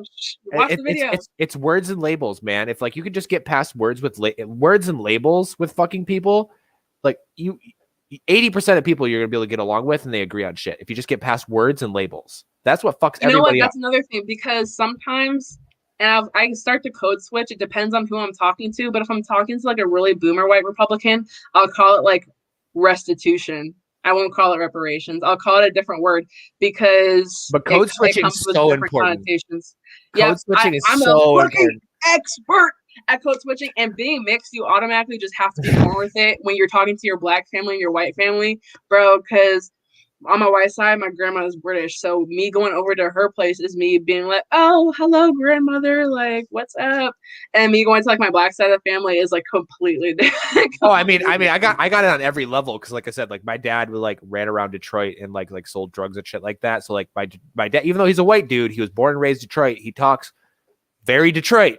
And then my mom's side of the family is from a population 300 little village fucking redneck town. They all go hunting and fishing and everything like that. And then the fact that I'll go from like running around with like a bunch of 3%ers at an anti-lockdown event to like then going to like a BLM march, like I got the code switch and shit down because you have to, because people like they get fucking hung up on words so bad. And like I've seen entire arguments like devolve down to like the debate over like what a single fucking word means. And like not the ideas behind it, not the concepts, but just the definition. Yeah, this is what this word means. No, this word means that. It's like, oh my god, it's really, really, really pointless. But yeah, it's funny because my dad's entire side of the family, they're from Detroit too, so that's interesting.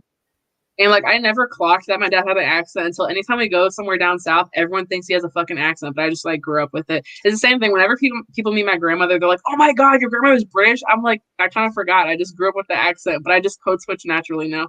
I think you might even have a bit of a Detroit accent. You want to know what it is? What? We talk fucking fast as shit compared to everyone else. Fast? You do talk a little fast, yeah. But that's the thing is like I'm talking fast as well, and I didn't realize it until I met someone from Mississippi the first time, and he was like, "Hi, y'all." Oh, Southerners talk very slow. Yeah. And I never realized I had an accent, and I always rationalize it like if you were raised like in anywhere north where it snows is like you try to have like quick conversations with people because it's cold. It's like, hey, Dave, nice to meet you at the gas station. Bye. And then you go in. I get that. And also, we just don't want to talk to people. Southerners are much more likely to go up to someone and be like, hey, how's y'all doing? How's your mother? Like all that, like asking like your whole life story and all that kind of stuff. And people up here really don't like to talk like that. And I don't know if I have an accent. I've just growing up in the DMV, you kind of like don't have an accent. I feel like I just talk normally. I do feel like you talk fast, like I talk fast though. And the best thing now about that you say that, I feel like I do talk fast, but I feel like it's in certain situations. I don't know. I think it's a good thing because I'm getting information over faster. Don't waste my fucking time. You know, this is the longest stream I've ever done. We always stop at 1 hour. We've been going on for almost 3 hours.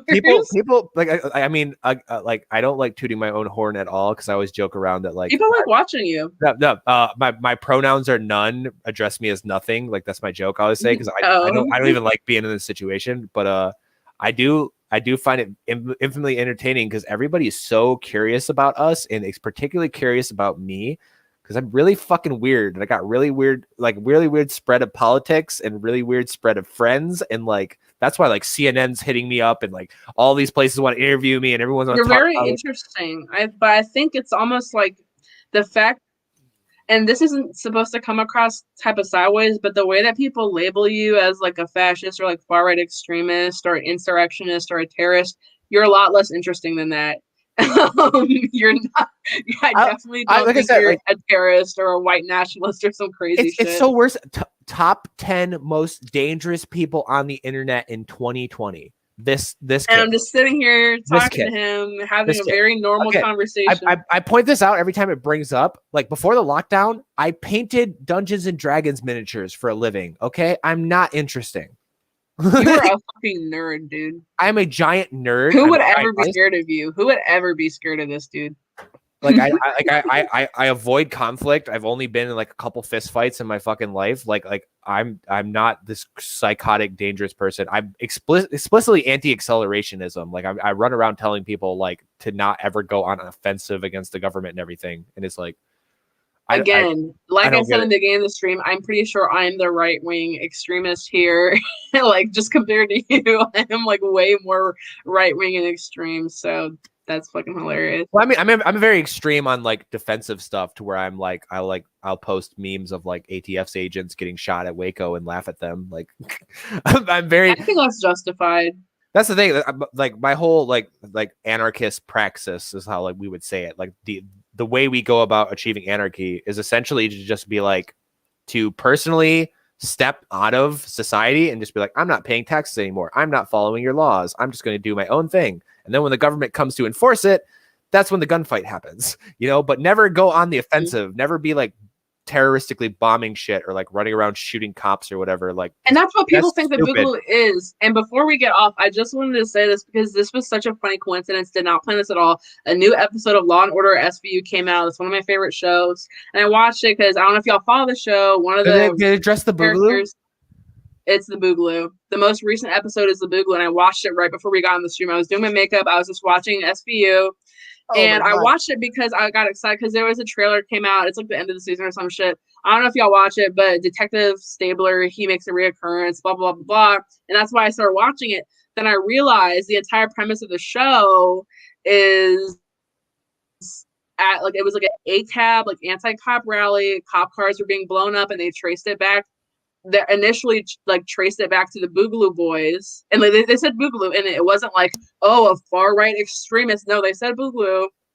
And I was like, I had to rewind to do a double take. I was like, there's no way I'm having a Boogaloo boy on literally in an hour, and I'm watching a SVU episode where they blamed it on the Boogaloo boys because it was like a thing where like the cop's wife was like targeted and like the car blew up, and they were blaming on the Boogaloo boys. I was like, when has that shit ever happened? When has the Boogaloo boys ever? There's been exactly two instances. One was a guy in California, an Air Force sergeant that like flew off the fucking meds and shot two cops. That sucked. I don't agree with that. That was stupid, but it was literally one guy. The other one they point to, which is their like insane fucking bullshit conspiracy theory that we were the ones that caused the riots in Minneapolis. I'm going to tell you nobody needed help, motherfucker. And the main thing that they pointed to that is that one of us was there and fired AK rounds into the burning Minneapolis Police Department.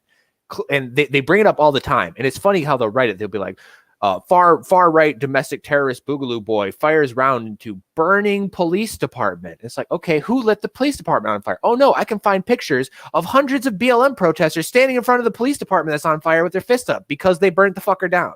So it's like, if we're gonna be throwing blame around here, like, no. So that's what they try to get to. And there's all sorts of conspiracies that like every single, which this is like, I'll go to bat with anybody on the left on this one whatsoever, that any single time that like riots or violence happen, that it's actually like far right infiltrators. Like I own the accelerationists and the extremists and the fuck ups in my movement. Own yours as well, because there are people that are cowboys, and a lot of people will admit to you privately that they know that it's cowboys that will do this. And within their own movement, there's no infiltration, whatever that's happening from far rights, like secretly posing as fucking anti-fascists to cause problems. If it does happen, it's not happening nearly on the fucking scale. That's what I had the problem. People talked about the Capitol insurrection, and like all these Trump supporters were talking about how it was like secretly Antifa, and they both do that shit. I was like, bro, there was Trump supporters there. There was Antifa there. There was a lot of people there. That's it. It's the same thing happened because like in Grand Rapids, the Proud Boys showed up, and then there ended up being a fight between anti-fascists and Proud Boys, and both of them simultaneously went there and would be like, we were just minding our business, and then they showed up and ruined our day, and we had to fight. And it's like, no, I was on the Facebook page for the Proud Boy one. You guys were like, I hope Antifa shows up so we can get in a fight. And then on the anti-fascist page, you're like, let's go fucking kill some Nazis. So like, no, you both showed up. You wanted to fight. You fought. Shut the fuck up and stop crying victim. Like, own it. Just own it. Because I will respect you if you own it. I respect the anti-fascist people that are literally like, yeah, I want to riot and fuck cops up. It's like, okay, you'll be honest. I don't like the duplicitous people on the left and right that will be like, we never do anything wrong, and if anything happens, it's actually secretly the other side. Like, fuck off. That's the collectivist bullshit I don't fuck with, because I have found myself, when I met the Proud Boys, had a good experience with the Proud Boys, I was like, okay, this is cool, but then they partake in that collectivist bullshit that's like, no, it's really Antifa doing this. I'm like, no, y'all definitely have some people that are looking for fights. Not all of you. And I defended them. I made this video because I think they get falsely painted as like a really racist organization all the time, which I don't believe.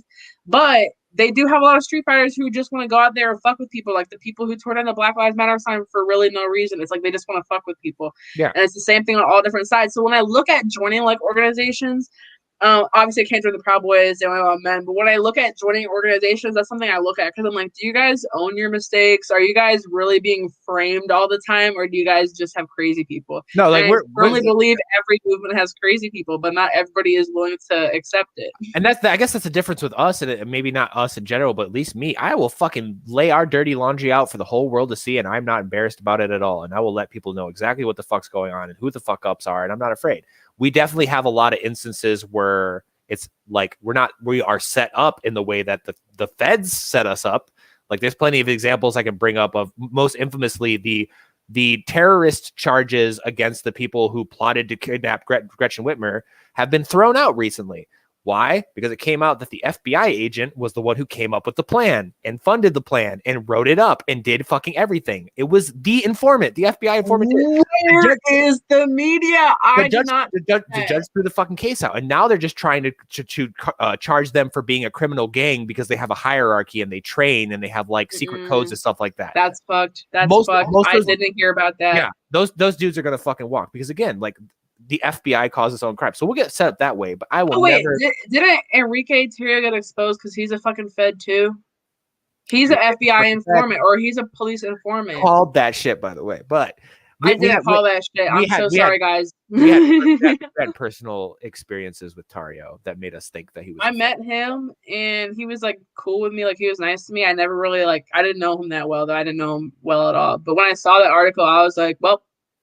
Proud Boys are compromised. Time to find a new organization to talk to. And that's when I was like, let me talk to the Boo Boys. They seem like they're not full of federal agents, possibly. I know we are. We are. Oh, you are? Sweet. No, yeah, we constantly have fucking people. I mean, infamously, fucking Michael Dunn, who used to be like one of the most prominent figures in the movement, and then came out to be a fucking snitch. So yeah, it happens. It happens to everyone. The same thing happens in John Brown Gun Club. Same thing that happens in BLM and AFA. Did it happen in Antifa?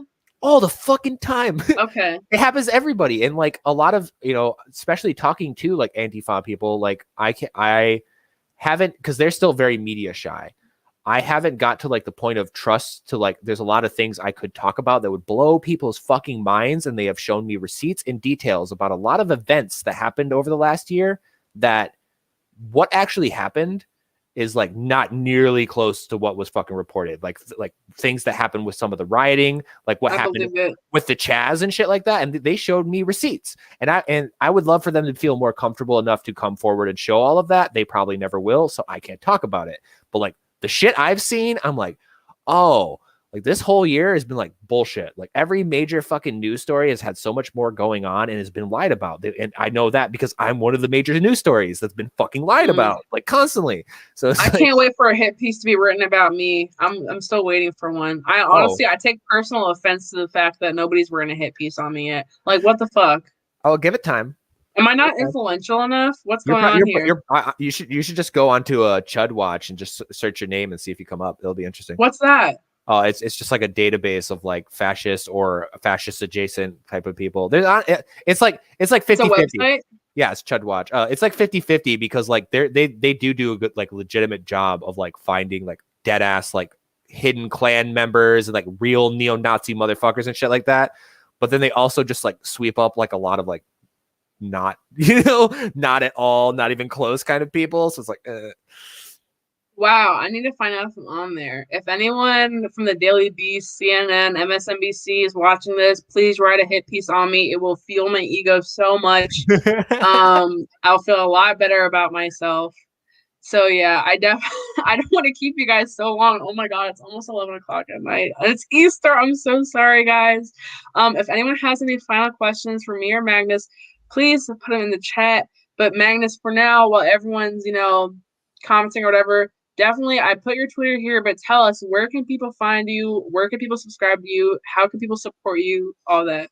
So obviously Magnus Panvidya on Twitter, Magnus Panvidya on YouTube, and then I also run a podcast called the United Voluntary Action Podcast, which is me, a Portland anti-fascist person, and a local BLM activist, and we run a podcast together, and we talk about we go through each week bringing up specific issues, and we kind of try to like rationalize of what's wrong with it from like all of our perspectives, which is the whole that thing. Sounds very right wing. All you fucking fascists together in a podcast. A star, the girl who I actually brought onto Alex Jones' show, was like at like the WTO riots in Seattle. Like she was at the Chaz, she was at the Chop, she runs around with Rose City and shit like she knows all these fucking people. She's retired now because she works in what's the word I'm looking for? She's a midwife, so she does like a lot of like that, and she's older and got kids, so she's not running around getting arrested all the time with a bunch of like Portland activists, but like she's old school anti-fascist activist, so like she runs that fucking podcast with me. Far right.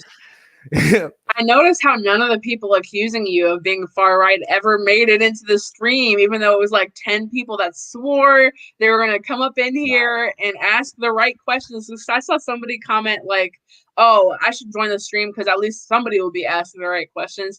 We've had an open chat. We've had an open Q&A. We've had liberals in here. We've had conservatives in here. We've had anyone's been available to ask questions, and we put them on the screen and answered all of them. So shout out to my good friend of mine, Sweet Medicine.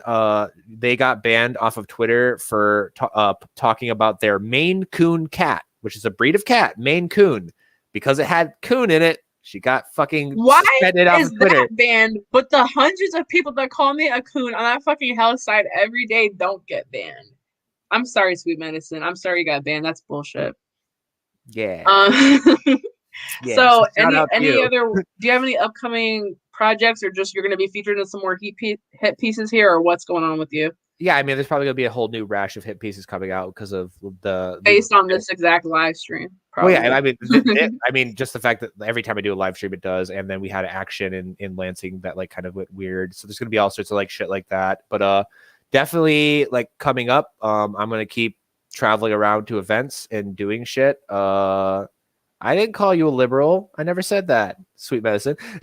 But I said there was liberals and conservatives in here. I'm sorry, leftists, liberals, and conservatives. Anywhere in between. Sorry to mislabel you. But yeah. I'm gonna keep traveling. I have my Cash App in my bio. I'm very like open and clear of where all that money goes. If you're giving me money, it's explicitly to go to an event. I'll never spend it on anything. So that I'm and I'm not trying to make a living off this shit because that's really gross. Because most of the places I'm going to is like in honor or in protest for someone who fucking died. So if you're getting rich off of someone who fucking died, you're a piece of shit. You. Period. I live like I show everybody. I live in a 500 square foot apartment. This is my entire apartment. Oh, I turned my fucking webcam off. LOL. Can you still hear me? Yeah, I can hear you. I just can't see you. LOL. But yeah, start cam. Did I screw it up? Yes. God damn it. While I fix this, I live in a 500 square foot apartment. You've seen like 90% of it. Behind those flags is my bed. So like, I'm not getting rich off of this, whatever. I just want to travel around and help. But we don't have any immediate actions planned, even though I'm assuming we will be going to Louisville a lot this summer. So you will see me there a lot. When are you coming back to DC? Because I'm not going to travel to Louisville, but I'll be here in DC if you're here in DC. Somebody wants me. Look, the Free Assange people want me out in DC like every fucking day. So like, really, are they going to fucking fly you out or no? They flew me out the first time. So really? Okay, yeah. Well, if they fly you out again, let me know because I'm usually around DC. I go back and forth between here and Pennsylvania and whatever fucking Yao shit they send me on, but whatever. Well, if Virginia keeps doing Virginia shit with the guns, come down to Virginia. It's just south of Maryland. I would. Yeah, I would. But yeah, that's plan. I think I officially fucking broke my webcam, so it's a perfect time for us to wrap. Alrighty. Just one more question / super chat from the Blue Collar Intellectual guys. Go check them out. What about that American Thinker article from the MAGA books? Who are we talking about? Wait, be more specific. Yeah, are we talking about the human events article, or I don't know the American? Oh, did you have article. A hit piece written against you actually, and you forgot about it? No, it wasn't me specifically, but it was people I was friends with, like other conscious Black conservatives. I don't know if this is what Julian is referencing, but there was a human events article that came out, written by like some like black, I don't even know his job title. I don't know what the fuck he does, but it was like written by like one of the more like generic Black MAGA people that was just really mad at the conscious Black conservatives, saying that we're like fake conservatives or we're too pro-Black or whatever. I really didn't give a fuck. I wasn't named in the article, but a bunch of my friends were, so I just kind of jumped in to the argument. It was kind of going after like Maj Tourés, like solutarians and like the Hotep people and like the conscious. Very much so. Yeah. Felicia Killing, Sharice Lane, Maj Touré, Hotep Jesus. Like, it's like we're all very different, but we all kind of subscribe to like a very similar like core ideology. So people group us together. Oh my! I just thought you're alt Black. I love that. We're definitely alt Black. We're the coon. We're like the coon squad. We get called coon by like the leftist people and like the liberals. I got called coon by like so many like socialist like ACAB people, and I'm like, what the fuck are you talking about? I love when like, because I've seen this again, only using this word for the moment, but I have seen fucking like white as bleach motherfucking people call Black people coon on Twitter, and I'm like, don't even get me started, bro. How do you get? I'm like, how is this not a slur? How is this not a racial slur, bro? If I did that in Chicago when I was living on the South Side, I would not be here on this fucking podcast, regardless of my politics, dude. It just won't fly. I could be in a debate with like a bunch of like Black people on my side and like a racist dude in front of me, and if I said that word, they'd beat the shit out of me. So like, what the fuck, like. White people get really bold when it comes to disrespecting Black conservatives. They get really, really bold. Yeah, it's disgusting, and it fucking makes me real annoyed.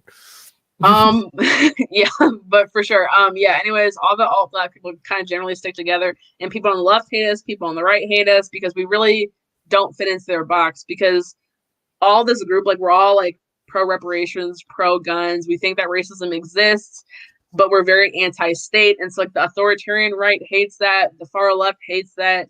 It's like you're just like the Boogs. You're fucking some weird, very misunderstood, like, weird platypus ideology that these like normal people just can't wrap their fucking minds around or figure out how it works. Normal people. Fuck, nobody ever made any history being normal. Again, anti-centrist action. Join the anti-centrist coalition. You know what? On a serious note, though, I do want to join that unity shit. That seems very cool. I definitely want to like. I don't know, like, I don't know if I'll like join the Boogaloo movement because I'm definitely going to be put on a fucking terrorist watch list for that. If Oh, I say that 100%. out loud. We've all been visited by the FBI. I've been visited by Department of Homeland Yeah, Security, and I don't want to deal with that. one of my friends got visited by the DHS and the Secret Service at the same time. So, Bro, that would be so funny because my dad fucking works for Department of Homeland Security. That would be so fucking funny. That would literally you can't join the Boog. You're a Fed. Bruh. Okay, he's a contractor, so he's like in the private sector, but he works with them. Fuck you, dude. I just think it would be so funny if DHS came to visit me. But yeah, no, I don't want to like fucking sign up, but I would come to an event and just like check it out, see what's going on. No, because yeah. I went to an Antifa event, I went to a Proud Boys event. I have no qualms, no problems with going to controversial people, controversial groups, interviewing people, talking to people, buying a Hawaiian shirt or two. I have no qualms with that. Hey, we have another I got Jimmy Dore to want to wear a Hawaiian shirt, and I got you to wear one. So let's go.